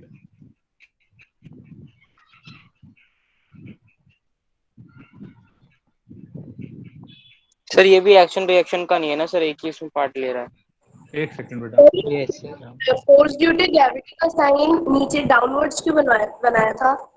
बेटा फोर्स ग्रेविटी तो नीचे की तरफ लगती है ना बेटा, इसलिए। पर वो शो यही कर रहा है कि ग्रेविटी भी बुक के ऊपर एक फोर्स लगा रही है। हाँ वो यही शो कर रहा है बिल्कुल। कर रहा है ना कि सर की बुक ग्रेविटी मतलब बुक अर्थ के ऊपर कोई फोर्स लगा रही है। बुक अर्थ के ऊपर नहीं बेटा, वो नहीं दिखाया गया इसमें, वो नहीं दिखाया गया। ओके। अच्छा ध्यान से एक मिनट सुने सभी। सभी को ये स्पीकर दिख रहा है? मेरी वीडियो एक बार देखें। Yes sir. सभी को स्पीकर दिख रहा है ये वाला? Yes sir. अब ध्यान से सुने। इस स्पीकर के नीचे की तरफ वो फोर्स लगा रहा होगा जो अर्थ उसे खींच रही है। Yes sir. अब ये मुझे कैसे पता कि अगर मैं इसको छोड़ देता हूं तो ये नीचे गिरेगा? क्या सभी को ये चीज समझ में आती है? Yes sir. अब देखो ये कहीं जा नहीं रहा, तो इसका मतलब क्या है कि मैंने इस हाथ से क्योंकि अर्थ इसको नीचे की तरफ फोर्स लगा रही थी, तो मैंने इसको हाथ के ऊपर रखा हुआ है, तो ये नीचे की तरफ नहीं जा रहा है। इसका मतलब क्या होगा कि मैंने 100% कोई ना कोई फोर्स ऊपर की तरफ लगा रखी होगी जो इसकी नेट फोर्स को बैलेंस कर रही है। Yes sir. सभी को ये चीज समझ में आती है? Yes sir. Yes sir. Okay, अब वापस से आ जाते हैं प्रेजेंटिंग पे, ध्यान से देखिएगा। एक सेकेंड, हाइड क्यों कर दिया मैंने? जस्ट अ सेकेंड, क्या हो रहा है अभी हम कहाँ पे पहुंच गए हैं? Sir action reaction pair sir ये भी नहीं है ना, क्योंकि सर दोनों फोर्सेस नहीं बेटा, ये एक्शन रिएक्शन पेयर नहीं है, दोनों सेम बॉडी पे लग रही हैं, तो एक्शन रिएक्शन तो वैसे भी नहीं है। सर ये बैलेंस फोर्सेस हो जाएंगे। हाँ ये बैलेंस फोर्सेस होंगे। अच्छा ध्यान से देखो, क्या आप सबको समझ में आया एफएन क्या है? जिसको डाउट था? यस सर, एफएन टेबल से जो फोर्स लगा है। जिस बच्चे को डाउट था सब उसको समझ में आ गया बेटा ये वाला? यस सर, आ गया समझ। ओके बेटा, तो अब मैंने क्या कहा बेटा, ये जो फोर्सेस है ये बैलेंस्ड फोर्सेस होंगी। इसके ऊपर फोर्स जो लग रही है वो बैलेंस्ड फोर्स लग रही है, बैलेंस्ड फोर्स। तो बैलेंस्ड फोर्स लग रही है तो ऑटोमेटिकली इसके ऊपर जो नेट फोर्स होगी वो 0 हो जाएगी। क्या सभी को ये चीज क्लियर है? Yes sir. Yes sir. क्योंकि बुक के ऊपर टेबल भी फोर्स लगा रही है, ग्रेविटी का भी फोर्स लग रहा है। क्या बेटा क्या बोल रहे हैं? सर बैलेंस फोर्स का मतलब तो वही होता है ना जब नेट फोर्स 0 हो। हाँ बिल्कुल, तो इसके ऊपर 2 फोर्स लग रही है ना, तो एक फोर्स कौन सी लग रही है? ग्रेविटी की, और दूसरी फोर्स कौन सी लग रही है? नॉर्मल की। और दोनों फोर्स ऐड होके 0 हो रहा है क्योंकि से डायरेक्शन चेंज है और मैग्नीट्यूड इक्वल है। हाँ तो वो ऑटोमेटिकली आ जाएगा ना, तो Fg इज इक्वल टू क्या हो गया? -Fm। क्या ये चीज सबको समझ में आती है? टेबल खुद से लगाएगा ना? Yes sir. क्या बेटा? समझ आ गया सर ये कंफ्यूजन हो गया, नॉर्मल फोर्स टेबल खुद से लगाएगा ना? हाँ बेटा, नॉर्मल फोर्स टेबल खुद से लगाएगा बिल्कुल। तो सर हम बुक जो फोर्स कर रही है वो काउंट नहीं करेंगे? कौन सी वाली फोर्स? जो बुक एग्जर्ट कर रही है। किस पे बेटा? वो टेबल उतनी फोर्स ही तो लगाएगा जितनी फोर्स बुक लगाएगी, वो अलग से थोड़ी लगा देगा। तो यस सर। और यस सर, उसके इसमें सर अगर ज्यादा लगाए तो जो बुक टेबल तोड़ के नीचे चली ऑब्वियसली जाएगी। वही वाली बात होती है कि अगर कोई भारी सी तुम बॉल वो हवा में उड़ जाएगी। भारी सी बॉल क्या तुम जो स्टडी टेबल पे पढ़ रहे हो उसके ऊपर बैठ जाओ, वो टूट जाएगी। तो वो भी तुम भी तो एक बुक जैसे ही हो जाओगे फिर, और तुम्हारा वजन ज्यादा हुआ तो नीचे घुस गए। ऐसे ही अर्थ और अर्थ बुक के साथ भी सेम ही वो लगा रही है, तो इसलिए दोनों प्लस होके 0 हो गए। एक मिनट रुको, दोबारा बोलो, क्या बोला अभी आपने? जैसे दोनों सेम फोर्स लगा रहे हैं बुक और टेबल, ऐसे ही बुक और अर्थ भी सेम फोर्स लगा रही है ना। हाँ बेटा बिल्कुल। 0 हो गई। हाँ वो भी 0 हो गई, वो अलग, लेकिन वो अलग सी चीज है, ये अलग चीज है। इसमें हम सिर्फ बुक के ऊपर बात कर रहे हैं और उसके अंदर हम सिस्टम के ऊपर होल बात कर रहे हैं। वो दोनों कॉन्सेप्ट अलग है, मतलब मेरा ये कहने का मतलब। फर्क क्या है? बेटा उसमें जो तुम कह रहे हो उसमें 2 बॉडीज हैं, एक अर्थ है और दूसरी कौन है? टेबल। टेबल टेबल नहीं, ये बुक। सर बुक की तो बात कर रहे थे अभी आप। हेलो। Yes sir. ओके चलो अब आगे करते हैं, ध्यान से सुनिएगा। अब इसी चीज को अगर मैं थोड़ा सा न्यूमेरिकल वैल्यूज में लिखूं तो क्या, अगर मैं बोलूं, ध्यान से सुनिएगा। मैंने कहा अगर ये मास है, एक बुक है 5 किलोग्राम की, एक सेकेंड रुपए, ये बुक है 5 किलोग्राम की, 5 केजी की, टेबल पे रखी हुई है। क्या आप मुझे बता सकते हैं एफ नॉर्मल कितना होगा? 5 न्यू। कैसे बता सकते हैं? Sir 50 newton. क्या सभी को समझ में आता है? क्योंकि acceleration due to gravity 10 metre पर सेकंड स्क्वायर होती है, तो F is equal to mg होता है। तो जो हमारा वेट होगा वो mg के बराबर ही होता है, तो 5 इंटू 10 हो जाएगा, तो 50 हो जाएगा।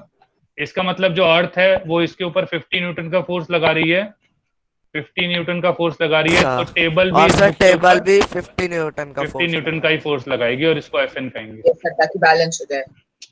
क्या क्लियर है सभी को? सर हम माइनस कौन से वाले को लेंगे? बेटा किसी को भी ले सकते हो, अगर इसको नेगेटिव लोगे तो उसको पॉजिटिव लेना पड़ेगा, उसको पॉजिटिव लोगे तो इसको नेगेटिव लेना पड़ेगा। इसमें इतना फर्क नहीं है, बस हमें पता होना चाहिए कि एक्चुअली किसको पॉजिटिव ले रहे हैं। जैसे इस वाले केस में हम इसको नेगेटिव ले सकते हैं तो ये ऑटोमेटिकली पॉजिटिव हो जाएगा। तो उसमें सर हमें डायग्राम में तो साइन लगाने की जरूरत नहीं है ना? नहीं बेटा, जब हम डायरेक्शन दिखा देते हैं तो उसमें साइन लगाने की जरूरत नहीं होती, क्योंकि हम ऑलरेडी उसे डायरेक्शन की तरफ बता चुके हैं। हाँ बेटा।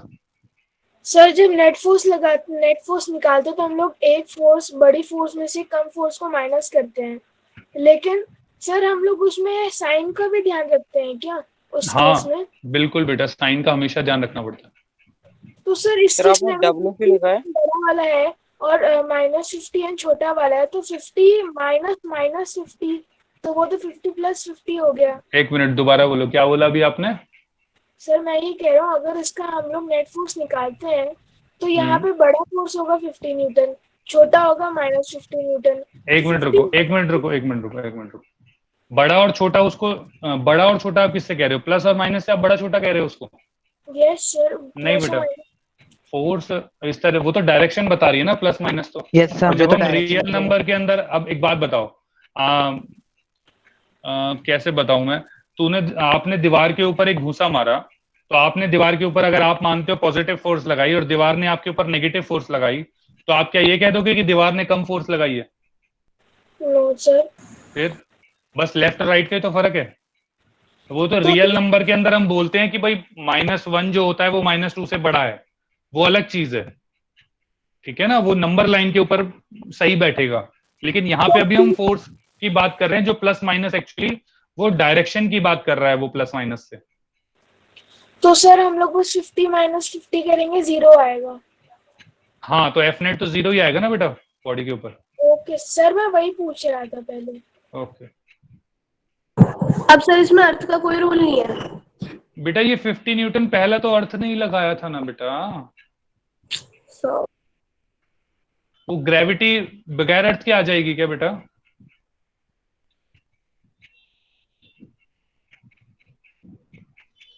सर आपने W किससे डिनोट करा? बेटा वेट, वेट वेट, क्योंकि ये जो बॉक्स का जो वेट होगा वही तो फोर्स नीचे की तरफ लगाएगा। Weight is a type of force. Yes sir, K G what, K G weight W T. Clear है ये वाली सभी को चीज? Yes sir. ओके, अब ध्यान से सुनना। इसी का अगर मैं एक और टाइप बताऊं, इसी का अगर मैं एक और टाइप देखूं, ध्यान से सुनिएगा। अब अगर मैं बस क्या कहूं कि इसमें ना एक बुक नहीं रखी हुई, दो बुक रखी हुई है, तो एक बुक ये रखी, एक उसके ऊपर रखी है, तो ये 5 किलोग्राम की, ये 2 किलोग्राम की। तो अब ध्यान से देखना, अगर मैं 2 किलोग्राम का फ्री बॉडी डायग्राम बनाता हूं, 2 किलोग्राम का, तो 2 केजी के ऊपर फोर्स, ध्यान से देखना, इसके ऊपर नीचे फोर्स कौन लगा रहा होगा? अर्थ। ग्रेविटी। तो 2 इंटू 10, क्या सभी को ये चीज समझ में आती है? 20 न्यूटन फोर्स लग रहा होगा नीचे की तरफ। इसमें किसी को डाउट है? No sir. No sir. अच्छा, सिमिलरली इस बुक के ऊपर जो 5 किलोग्राम वाली बुक है वो ऊपर की तरफ फोर्स वो लगाएगी। यस सर, 20 न्यूटन का वो भी फोर्स है। नॉट 20 न्यूटन ऊपर आ जाएगा। क्या सभी को ये चीज समझ में आती है? लेकिन सर 20 Yes, न्यूटन फोर्स हुआ ना क्या बेटा? सर? 20 न्यूटन नॉर्मल फोर्स हुआ। हाँ बेटा, नॉर्मल फोर्स हुआ। Yes sir. ओके, अब इसके बाद देखते हैं 5 किलोग्राम के लिए, ध्यान से देखिएगा। तो 5 किलोग्राम के ऊपर एक तो अर्थ फोर्स लगा रही है नीचे की तरफ, जिसे हमने कहा 50 न्यूटन। जिसे हमने कहा 50 न्यूटन। क्या सभी को ये चीज समझ में आती है? सर। आप ध्यान से देखो, क्या ये 2 किलोग्राम भी नीचे ही फोर्स लगा रहा होगा? Yes sir. तो सर 70 न्यूटन। ये अलग से आ जाएगा F 20 न्यूटन। तो ये 2 किलोग्राम वाले की वजह से ये 5 किलोग्राम। क्या सभी को ये दोनों चीज समझ में आई है? Yes sir. अब ये दोनों फोर्सेस इन्होंने कहाँ लगाई? टेबल के ऊपर। तो टेबल फोर्स लगाएगा कहाँ पे? ऊपर की तरफ। यस सर 70 Hence, ये नॉर्मल हो जाएगा और ये हो जाएगा 70 न्यूटन। क्या सभी को ये चीज समझ में आती है? Yes yes sir. Sir. Yes sir. Yes sir. इसमें किसी को doubt? No sir. No sir. Okay, क्या मैं आगे बढ़ जाऊं? सभी ने बना लिया इसको? सर प्लीज वेट सर, एक बार नोट कर ले, नोट कर ले, नोट कर लीजिए। सर एक बार स्क्रॉल कर दो।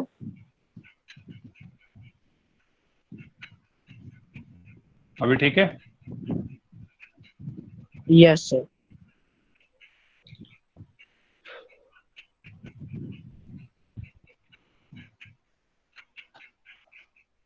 सर हम लोग दोनों का मास प्लस नहीं कर सकते थे और एक ही साथ निकाल देते? बेटा निकाल सकते थे, लेकिन अलग अलग आपको शायद थोड़ा ज्यादा अच्छी तरह क्लियर हो ना कि 2 किलोग्राम अलग बॉडी है, 5 किलोग्राम अलग है। लेकिन क्योंकि जब हम मतलब अगर बाद में कभी इसके ऊपर जब आप 11th में इसके ऊपर फ्रिक्शन के ऊपर क्वेश्चन करोगे तो उसमें अलग से करना पड़ेगा।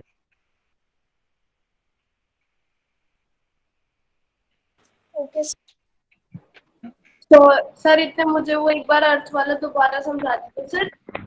अर्थ का अलग होगा, टेबल का अलग होगा, दोनों का एक ही होगा? क्या एक होगा, क्या अलग होगा? क्या मतलब आप में कंफ्यूजन किस चीज के? पहले मुझे ये बताओ, क्या सर, अलग और क्या एक की बात? कि वो पेयर करेगा अर्थ के साथ। फिर आपने बोला कि ये एफ जो है इसमें ये 20 न्यूटन ये अर्थ ही लगा रही है, तो टेबल 70 टेबल अगर होती वो भी 20 न्यूटन लगाती, अगर ये ना होता तो 5 केजी वाला। अच्छा मेरी बात सुनो,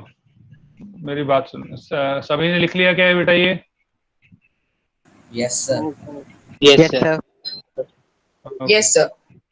ओके, अच्छा अगर मैं एक ग्लास ले लूं, उसमें पानी ले लूं और उसमें एक बॉल डाल दूं, जो बॉल यहाँ पे कहीं तैरने लग जाए कुछ इस तरीके से, आधी तैरे फॉर एग्जांपल, या आधी तैरने लग गई, आधी ऊपर की तरफ है। पता नहीं, मैं कॉम्प्लिकेट नहीं, पूरी डूब गई, ऐसा लगाओ पूरी डूब गई, आधी भी नहीं पूरी डूब गई, और पूरी डूब के नीचे आ गई। तो ये ऊपर क्यों नहीं रुकी, नीचे क्यों डूब गई? टेबल के अंदर तो अगर हम टेबल रखते और टेबल के ऊपर बॉल रखते तो टेबल के नीचे तो जाती नहीं, लेकिन अब मैंने पानी के अंदर, ग्लास के अंदर रखा बॉल को, तो बॉल नीचे की तरफ चली गई, ऐसा क्यों? जो डाउनवर्ड फोर्स है वो एक बेटा आप बात नहीं कर रहा मैं, 1 मिनट रुके, सभी चुप रहे। मोक्षिका आप बताएं। सर ग्रेविटी की वजह से। नहीं, ग्रेविटी तो यहाँ भी लग रही है, ग्रेविटी यहाँ भी लग रही है, लेकिन बॉल नीचे क्यों गई और ये वाली यहीं पे रखी हुई है, क्यों? सर पर सरफेस एरिया तो वहाँ है ना ग्लास का, मतलब सरफेस एरिया तो दोनों का सेम है बॉलों को। ऊपर तो पानी है, उसमें तो चली जाएगी अंदर। तो यही तो बात है, क्योंकि पानी ऊपर की तरफ फोर्स ज्यादा नहीं लगा पा रहा, इसलिए चली गई वो, जबकि टेबल ऊपर की तरफ फोर्स लगा पा रहा है। ग्रेविटी दोनों के ऊपर लग रही है, इसके ऊपर भी लगेगी और इसके ऊपर भी लगेगी, लेकिन ये पानी के नीचे चला गया, क्यों? क्योंकि पानी इसके ऊपर उतना फोर्स ऊपर की तरफ नहीं लगा पाया, जबकि टेबल लगा पाई। क्या पहले ये चीज समझ में आती है आपको? Yes sir. अच्छा, आपका जो एक क्वेश्चन था कि देखो, जब मैं इस ब्लॉक की बात करूंगा तो इस पे टेबल ऊपर की तरफ फोर्स लगाएगी और अर्थ नीचे की तरफ फोर्स लगाएगी, तो इसका एफ नेट जो होगा वो 0 होगा। तो जो एफ नेट 0 होगा वो सिर्फ इस बॉल का होगा, मतलब इस बॉल के ऊपर जो नेट फोर्स लग रही है वो 0 होगी।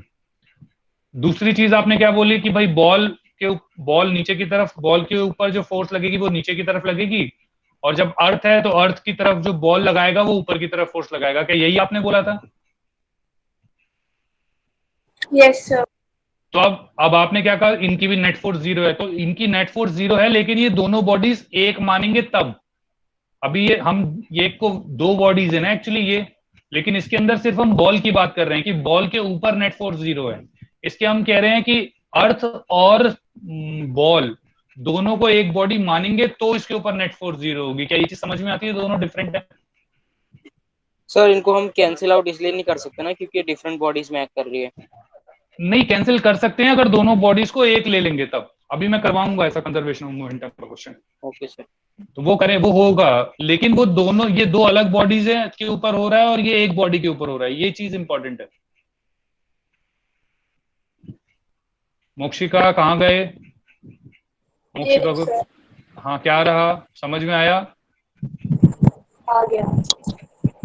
ओके, ध्यान से देखिएगा, यहां तक हुआ। इसके बाद अब नेक्स्ट जो है उसे हम कहते हैं law of conservation of momentum. इसके अंदर इतना आई थिंक बहुत है अभी के लिए, बाकी चीजें हम और बाद में करते रहेंगे। अगला जो टॉपिक है वो आपका है law of conservation of momentum. Conservation of momentum, ध्यान से देखिएगा। राइटिंग मेरी बड़ी गंदी है, एक सेकंड, इस बार तो इम्प्रूव ही करेंगे। एक सेकंड, उसको क्या हुआ? Law of conservation of momentum. अब ध्यान से देखना है इसका मतलब क्या। ये क्या कहता है, पहले इसने कुछ 2-3 सिनारियो दिए, तो 1, 2 और 3 सिनारियो। क्या कहता है कि पहला सिनारियो कहता है कि एक बॉडी है, अभी बड़ी बनाते हैं, एक बॉडी है मास m1, एक दूसरी बॉडी है मास m2। m1 जो है वो शुरुआत में जा रही है u1 वेलोसिटी से और m2 जा रही है u2 वेलोसिटी से। क्या सभी को ये चीज समझ में आ रही है? u1 और u2 इनकी इनिशियल वेलोसिटीज हैं। Yes sir. Yes sir. अच्छा, हुआ क्या? Yes, sir. अब हमने क्या माना है इसमें कि u1 जो है वो बड़ा है u2 से। इसका मतलब ये अगर 20 है, ये 40 है, एग्जाम्पल के तौर पे डबल लिया, मतलब ज्यादा है बस इससे। ये 20 होगी तो 21, 22, बस 20 से ज्यादा होगी। तो एक टाइम ऐसा आएगा कि एक दूसरे से टकराएंगे। क्या सभी को ये चीज समझ में आती है? Yes sir. Yes sir. तो ये दोनों एक दूसरे से टकराए, तो जब ये एक दूसरे से टकराए, ये m1 हो गया और ये m2 हो गया, तो m2 फोर्स लगाएगा m1 पे, तो m2 ने फोर्स लगाया m1 पे पीछे की तरफ, तो m1 फोर्स लगाएगा m2 पे किधर की तरफ? आगे की तरफ। क्या सभी को ये चीज समझ में आती है? तो इसको बोलेंगे फोर्स ऑन 1 ड्यू टू 2 और इसको बोलेंगे फोर्स ऑन 2 ड्यू टू 1। क्या सभी को ये चीज क्लियर हुई? सर पीछे की तरफ से लगाएगा। बेटा टकराएंगे तो कहाँ लगाएगा? दोनों आगे के ऊपर हो सकता है क्या बेटा? सर एक बार सर सेकंड केस समझा दीजिए। 2 को पीछे की तरफ लगाना चाहिए। सर F12 और F21 इक्वली होंगे ना? हाँ बेटा वो इक्वली होंगे, सर बस वो इक्वली होंगे। साइन होंगे। F2 F1 पे एक सेकंड वो M2 पे लगा सॉरी M2 M1 पे लगाएगा ना? M2 M1 पे लगाएगा और M1 M2 पे लगाएगा, जैसा भी पीछे हमने किया था जब 2 ब्लॉक हमने लिए थे। अब ध्यान से देखना, एक मिनट मैं इसको बताता हूँ। एक बार इमेज पे आ जाओ, जो मेरी फोटो आ रही है जहाँ पे, एक बार देखें। सभी को मैं दिख रहा हूँ? Yes sir. अच्छा, अब ध्यान से सुनना। अब चलती हुई गाड़ी कुछ इस तरीके से होगी कि ये दोनों चल रही हैं, लेकिन अब ये ज्यादा तेज चल रही है तो इससे टकराई। जब ये इससे टकराई तो ये इसको, हाथ को क्या राइट साइड लेफ्ट साइड में धक्का देगी? क्या ये सबको समझ में आता है? ये ऐसे जा रहे थे और ये ऐसे टकराए, क्या ये चीज समझ में आई? और जबकि हाथ जो है वो इसको राइट साइड में धक्का देगा। क्या सबको ये चीज क्लियर है? Yes sir. अब बस यही मैंने बेटा देखो डायग्राम में बनाया। अब डायग्राम पे आ जाओ वापस से, डायग्राम पे आ जाइए वापस से। सर मतलब F12 जो है वो M2 M1 पे लगा रहे हैं और F21 जो है वो M1 M2 पे लगा रहे हैं। हाँ, यही तो मैंने लिखवाया था शुरुआत में भी। Okay sir, okay. सभी को क्लियर है ये वाली चीजें यहाँ तक? Sir yes sir. M1 और M2 तो इनिशियली एक ही डायरेक्शन में चल रहे हैं ना? हाँ बेटा, चल एक ही डायरेक्शन में रहे हैं, वो डिफरेंट डायरेक्शन में भी चल सकते हैं, ऐसा कोई जरूरी नहीं है। अभी बस मैंने इसमें लिया एक ही डायरेक्शन में। ऐसा भी हो सकता था कि दोनों अपोजिट डायरेक्शन में भी चल रहे होते, ऐसा कोई दिक्कत नहीं थी उसमें। बस फोर्स की डायरेक्शन चेंज हो जाती है और कुछ नहीं होता, या वो भी शायद सेम ही रहती लगभग, क्योंकि दोनों अपोजिट भी होते हैं, वो भी सेम ही रहती। क्या अभी समझ में आई ये वाली चीज या नहीं? यस सर, आ गई। आप ध्यान से देखो, जैसे ही दोनों टकराए, दोनों के ऊपर फोर्सेस लगी। अब दोनों के ऊपर फोर्स लगी तो दोनों की वेलोसिटी चेंज हो गई। ये कुछ ऐसे है कि एक ट्रक और एक टॉय गाड़ी, आप दोनों टॉय गाड़ी ले लो, 2 टॉय गाड़ीज, दोनों को आप टक्कर करो तो दोनों अलग अलग डायरेक्शन में चली जाती हैं, या दोनों की वेलोसिटी आसान भाषा में कहें तो चेंज हो जाती है। क्या सबको ये चीज समझ में आता है कि इसकी वेलोसिटी जो है चेंज होके V1 हो जाएगी और इसकी वेलोसिटी चेंज होके V2 हो जाएगी? क्या सबको ये चीज समझ में आती है? Yes sir. Yes sir. Yes sir. अब हमें इनकी इनिशियल वेलोसिटी और फाइनल वेलोसिटी के अंदर रिलेशन निकालना है, तो अब ध्यान से सुनिएगा। अब आप देखो, जब M2 M1 से टकराई और M1 M2 से टकराई, क्या मैं ये कह सकता हूं F12 is equal to minus of F21? Yes sir. Yes sir. Yes sir. Yes sir. क्या ये वाली जो फोर्स होगी, ये वाली जो फोर्स है वो M1 मास के ऊपर लग रही है और ये वाली जो फोर्स है वो M2 मास के ऊपर लग रही है? क्या सबको ये चीज समझ में आती है? Yes sir. ओके, अब नाउ फोर्स का जो फॉर्मूला होता है वो होता है मास इनटू एक्सेलरेशन। तो इसमें मैं F12 वाले में मैं क्या लिखूंगा? तो mass of 1 into acceleration of 1 is equal to minus of mass of 2 into acceleration of 2। क्या सभी को ये चीज समझ में आती है? Yes sir. Yes sir. Yes sir.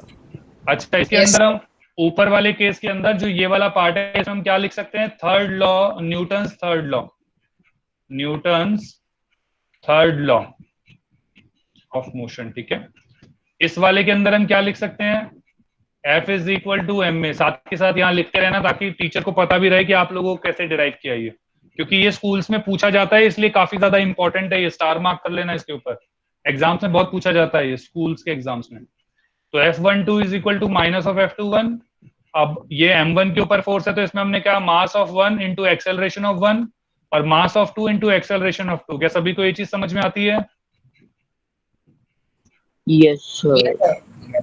Okay, क्या अब मैं लिख सकता हूं एक्सेलरेशन को V1 माइनस U1 अपॉन में T is equal to M2 into V2 minus U2 upon T? Yes sir.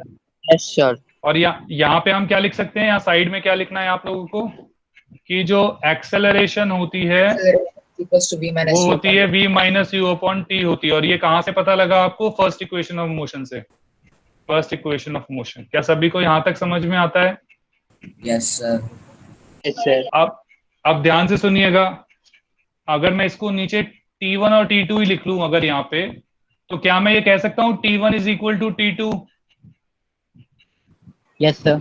ये किसकी वजह से? According to Newton's third law of motion, Newton's third law, क्योंकि थर्ड लॉ ने क्या कहा था, न्यूटन्स थर्ड लॉ ने क्या Same कहा time था पे कि सेम टाइम पे एक्ट करता है। क्या सभी को ये याद है? Yes, sir. Action and reaction Yes, forces sir. act in the same period of time. Right, तो m1 v1 minus u1 upon T is equal to m2 minus का इनटू में v2 minus u2 upon T. क्या सभी को ये चीज clear है? T से टी कट जाएगा। Yes, sir. ध्यान से देखें तो m1 v1 Yes. Minus m1 u1 is equal to minus of m2 u2 v2, minus अंदर मैंने मल्टीप्लाई कर दिया, प्लस m2 u2। क्या सभी को माइनस माइनस का समझ में आया?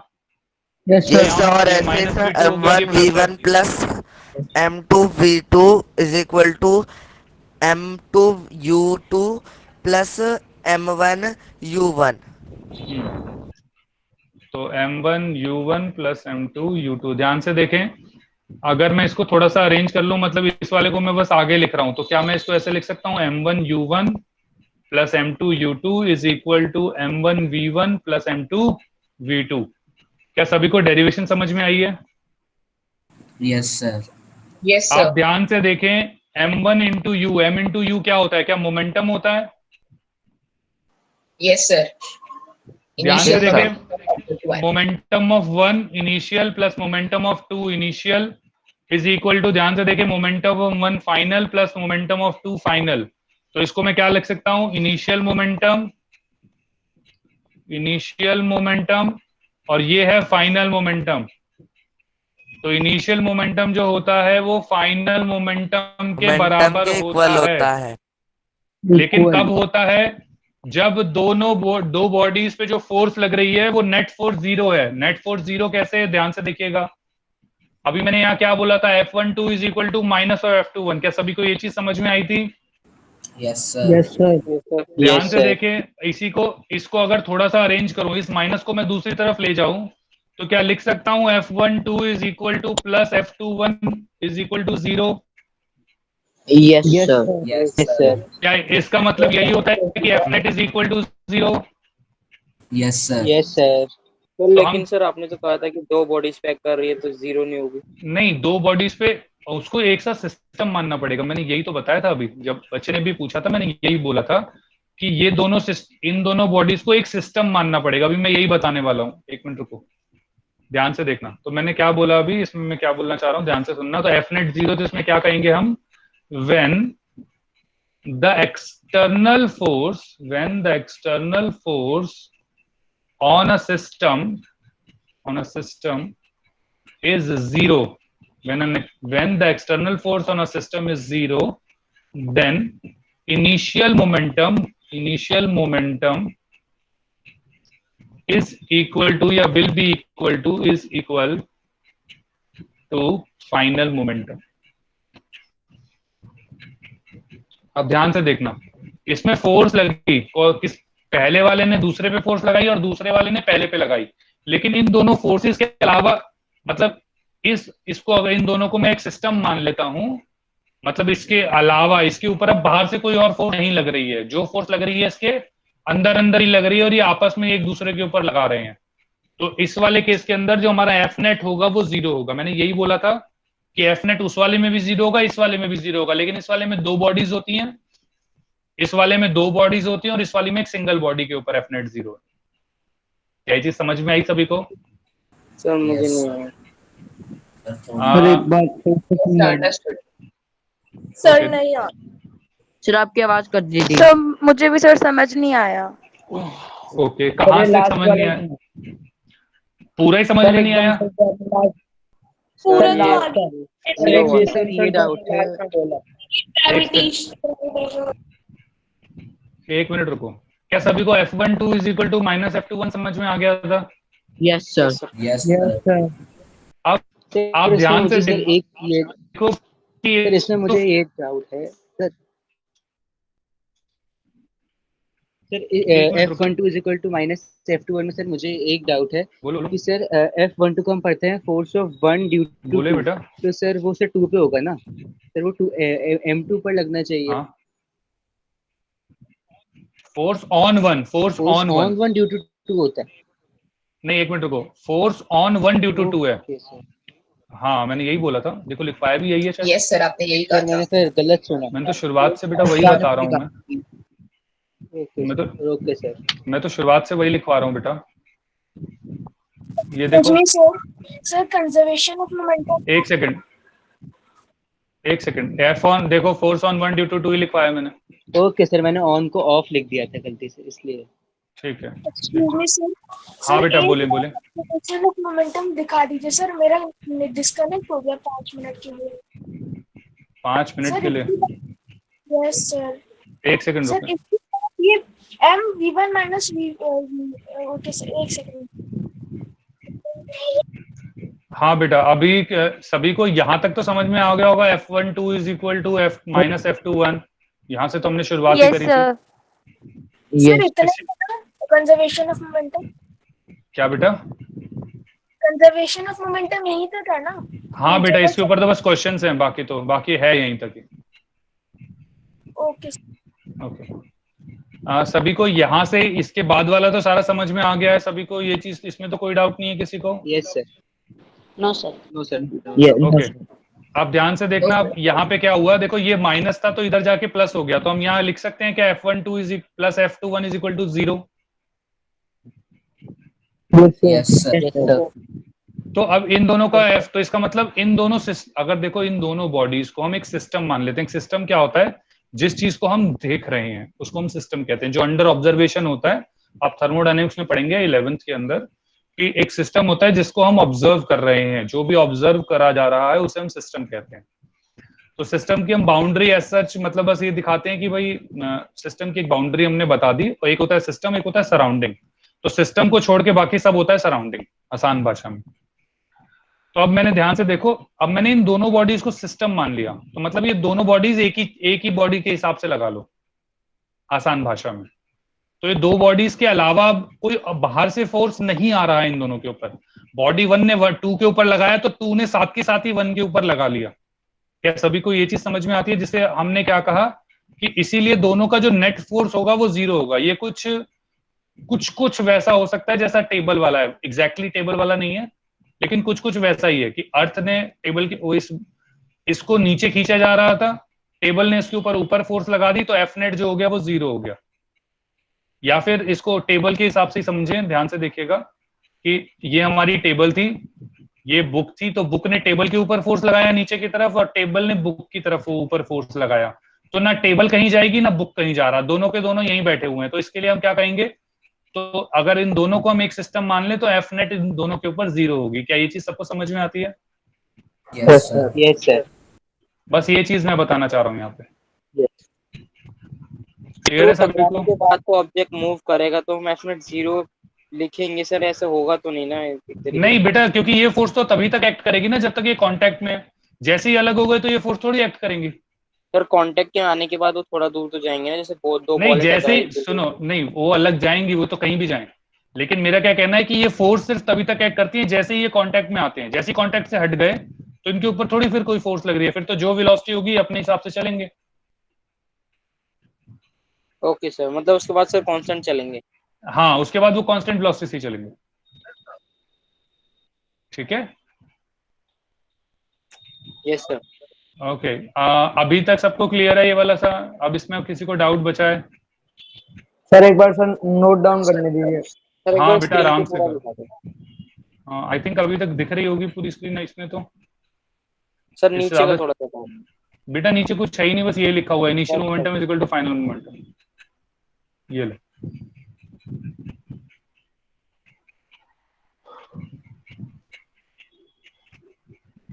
नीचे कर दीजिए। ये लो बेटा, और कुछ नीचे है ही नहीं बेटा, और करो। डन।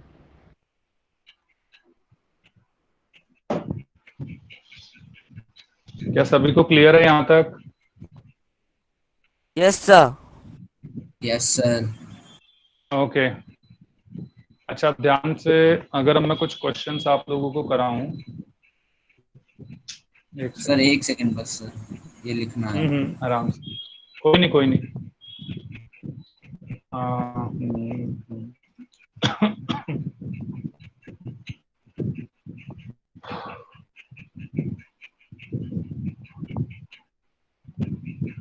सर सर जो आपने हाँ सर बेटा T1 बोले।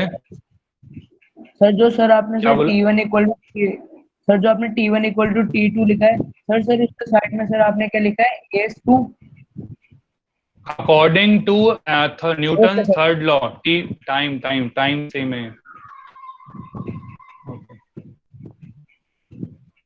मोमेंटम का करना है।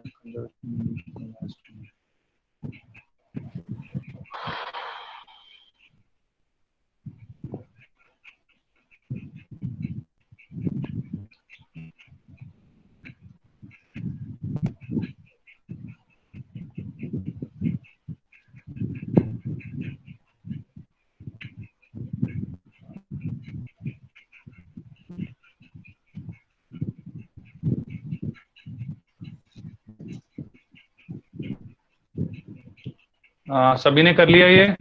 Done. Yes sir done. Yes sir.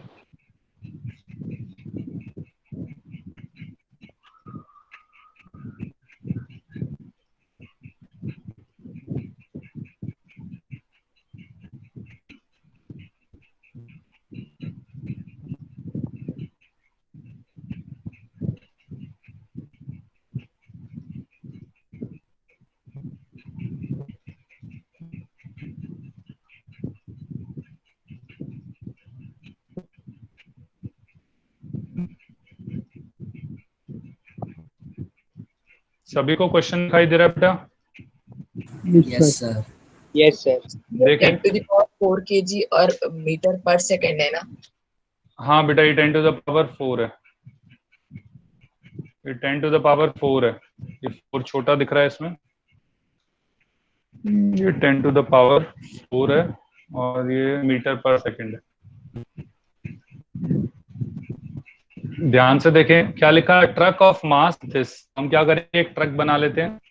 Truck भी क्या बनाना है, एक ब्लॉक बना लो, बस खत्म, ये हमारा हो गया।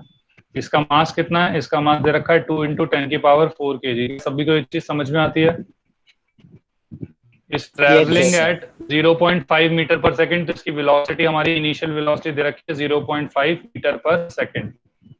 अब वो क्या कहता है, लाइट्स इन अनदर ट्रक और हाफ ऑफ इट्स मास। तो अगर दूसरे का मास हाफ है जो इसका मास है, मतलब इसका मास 20,000 है तो इसका 10,000 होगा।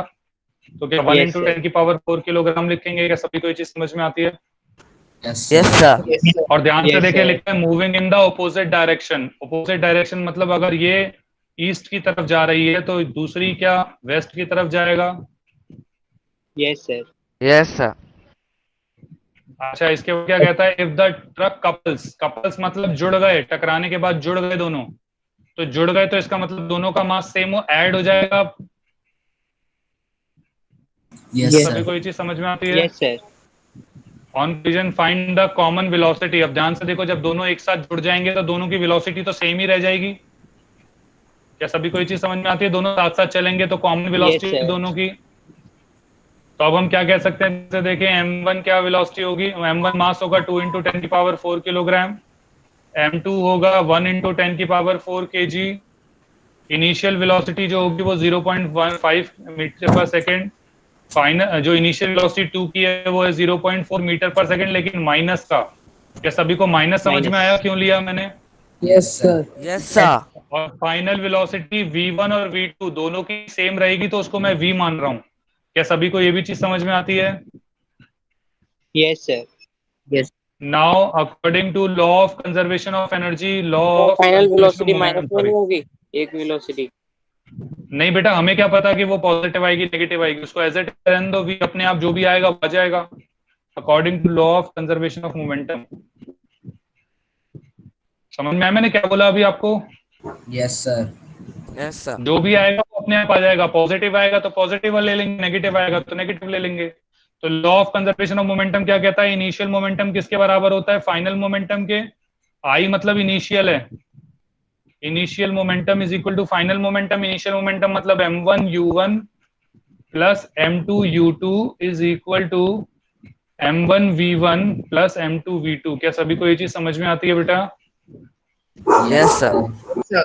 अब ध्यान से देखिए, बस वैल्यूज डालनी है आप लोगों को। तो 2 × 10⁴ multiply by 0.5 plus 1 × 10⁴ multiply minus 0.4 is equal to 2 into 10 की पावर 4। देखो दोनों की वेलोसिटी सेम है, तो इस ऊपर वाले को मैं लिख सकता हूं m1 प्लस m2 इंटू में v। क्या सभी को ये चीज समझ में आती है? क्योंकि दोनों वेलोसिटी सेम थी तो मैंने कॉमन ले लिया। Yes sir.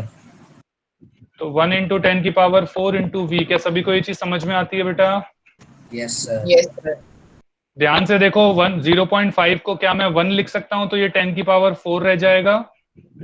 Yes sir. Minus ये 10 की माइनस पावर 4 4 है तो इसको लिख सकते हैं 0.4 इंटू 10 की पावर 4। इसको एज इट इज रख रहा हूं, बस माइनस लगा दिया। किसके बराबर हो जाएगा? ध्यान से देखें, इन दोनों को ऐड करेंगे तो 2 + 1 3 हो जाएगा, तो 3 इंटू 10 की पावर 4 इंटू v। क्या सभी को ये मैथमेटिक्स समझ में आती है इतनी? Yes sir. Yes sir. देखो दोनों में से मैं 10 की पावर 4 कॉमन ले रहा हूं तो बचेगा 1 माइनस 0.4। क्या सभी को ये चीज समझ में आती है? Yes yes sir. सर। ध्यान से देखें 10 की पावर 4 से 10 की पावर 4 कट जाएगा। 1 माइनस 0.4 होता है 0.6, तो 0.6 into 3 is equal to 3 into V. तो v हो जाएगा हमारा 0.2 मीटर पर सेकंड। खत्म। तो हेंस दोनों जो चलेंगे वो 0.25 मीटर पर सेकंड से चलेंगे। Yes sir. प्लस 0.2 आ रहा है तो अपने आप समझ में आता है कि जो वेलोसिटी होगी दोनों की वो राइट साइड में होगी। क्या सभी को ये चीज क्लियर है? Yes sir. किसी को भी डाउट हो तो पूछें प्लीज मुझे अभी। ओके, सभी को ये चीज समझ में आता है? Yes sir. सर एक बार क्वेश्चन ऊपर कर यस सर। हाँ बेटा मैं कर देता हूँ। ये बेटा आपकी जो डीपीपी है उसी का क्वेश्चन है। मैं आपको डीपीपी बता देता हूँ। डीपीपी नंबर 5 मैंने लाइव करा दी है, शायद आई थिंक लाइव हो गई है। डीपीपी नंबर 5 का ये क्वेश्चन नंबर है 7। बस ऐसे ही लिख लो, DPP number 5 question number 7। Okay sir. Okay, आप ध्यान से देखिएगा। एक और क्वेश्चन मैं करा रहा हूँ। अभी 5-10 मिनट एक्स्ट्रा क्लास चलेगी तो प्लीज बैठे रहें शांति से, ठीक है? ओके, ध्यान से देखते हैं। Okay,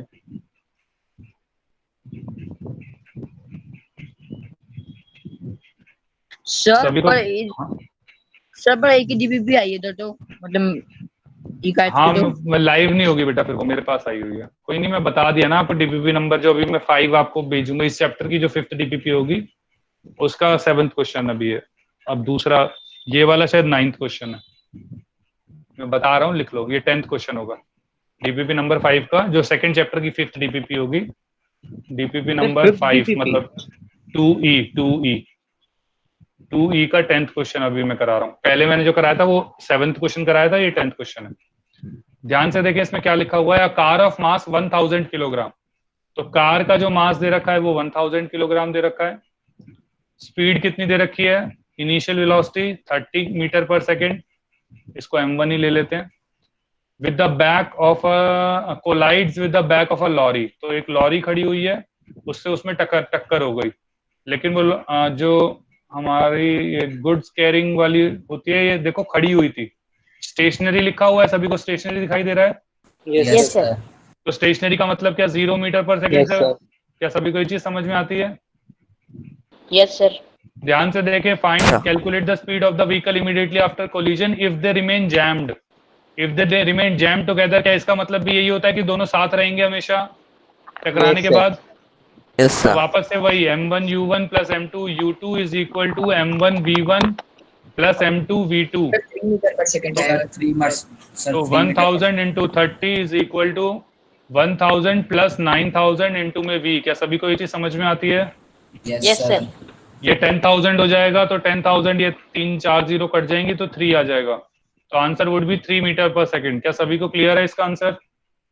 yes sir. Yes sir. Okay, आप ध्यान से सुनिएगा। तो ये दूसरा सवाल हो गया। तीसरा, आप जनरली आपके पास कुछ सवाल आते हैं गन बुलेट प्रॉब्लम या बुलेट गन प्रॉब्लम्स आती हैं कुछ। बुलेट गन प्रॉब्लम, बहुत सारी प्रॉब्लम्स होंगी ये वाली बुलेट गन प्रॉब्लम्स। इनमें क्या होता है, ध्यान से सुनिए बेटा। पीछे से शोर आ रहा है, वहां से बंद करें प्लीज वो माइक। तो बुलेट गन प्रॉब्लम्स क्या होती हैं बेटा? तो हमने क्या कहा कि हमारे पास एक बुलेट है, एक गन है, ठीक है, और उस गन को जैसी हमने उसके अंदर एक बुलेट थी। अब ध्यान से देखो, जो गन और बुलेट है दोनों की जो इनिशियल वेलोसिटी है तो एक सर होगा 0। मास ऑफ बुलेट और एक होगा मास ऑफ गन। आप ध्यान से देखेंगे कि जो इनिशियल वेलोसिटी है, क्योंकि दोनों रेस्ट पे हैं, तो u1 और u2 दोनों 0 होगा। इसका मतलब क्या है कि इनिशियल मोमेंटम जो होगा वो 0 होगा। क्या सभी को ये चीज समझ में आती है? Yes sir. यस अब सर। इनिशियल मोमेंटम होता है फाइनल मोमेंटम के बराबर, इसका मतलब फाइनल मोमेंटम भी 0 होना चाहिए। क्या सबको ये भी चीज समझ यस में सर। आती है? यस अब सर। जैसे ही मैंने गन को चलाया तो वेलोसिटी होगी, गन की अलग होगी और बुलेट की अलग होगी।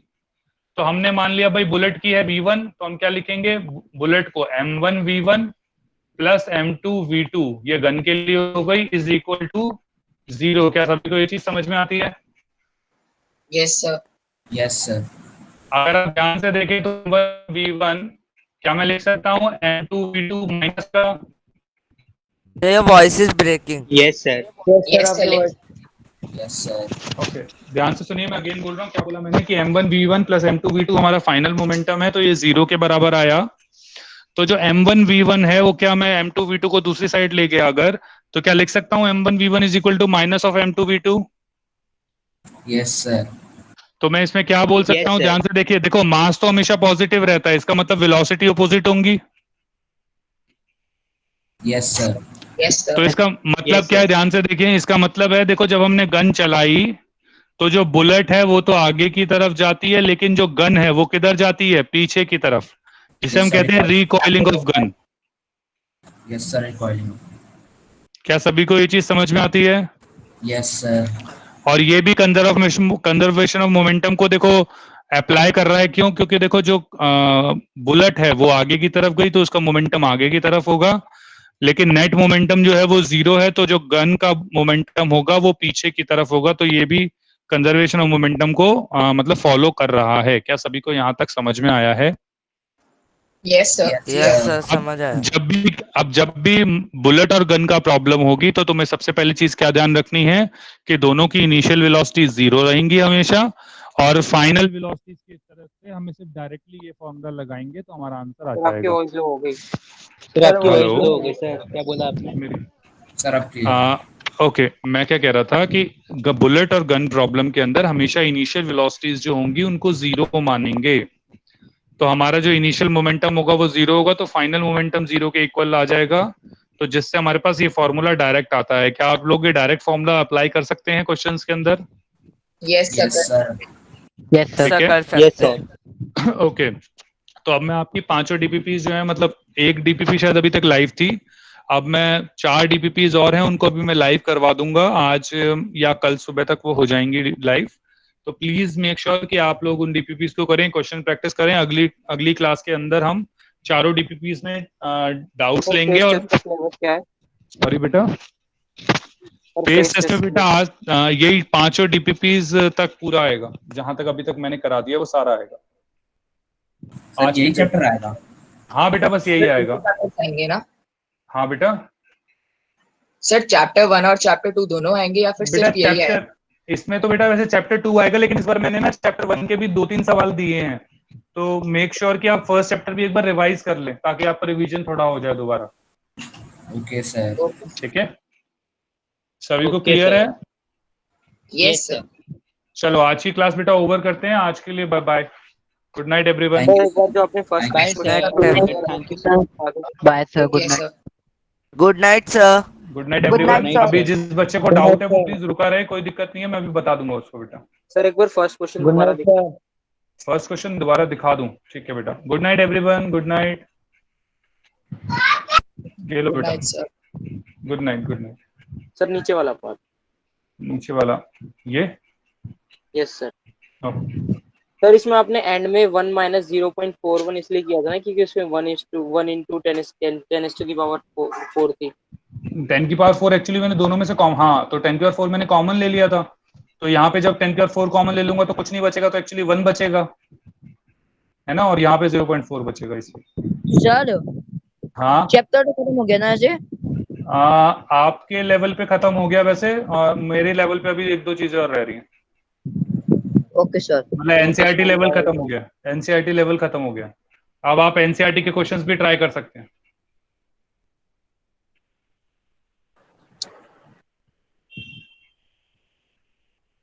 Good night sir. ओके बेटा, good night. Thank you sir, good night sir. Good night, everyone. Good night, sir. Thank you, sir. Good night, sir. Okay, Thank please you, sir. prepare Good night, properly, everyone. right, for the exam, right?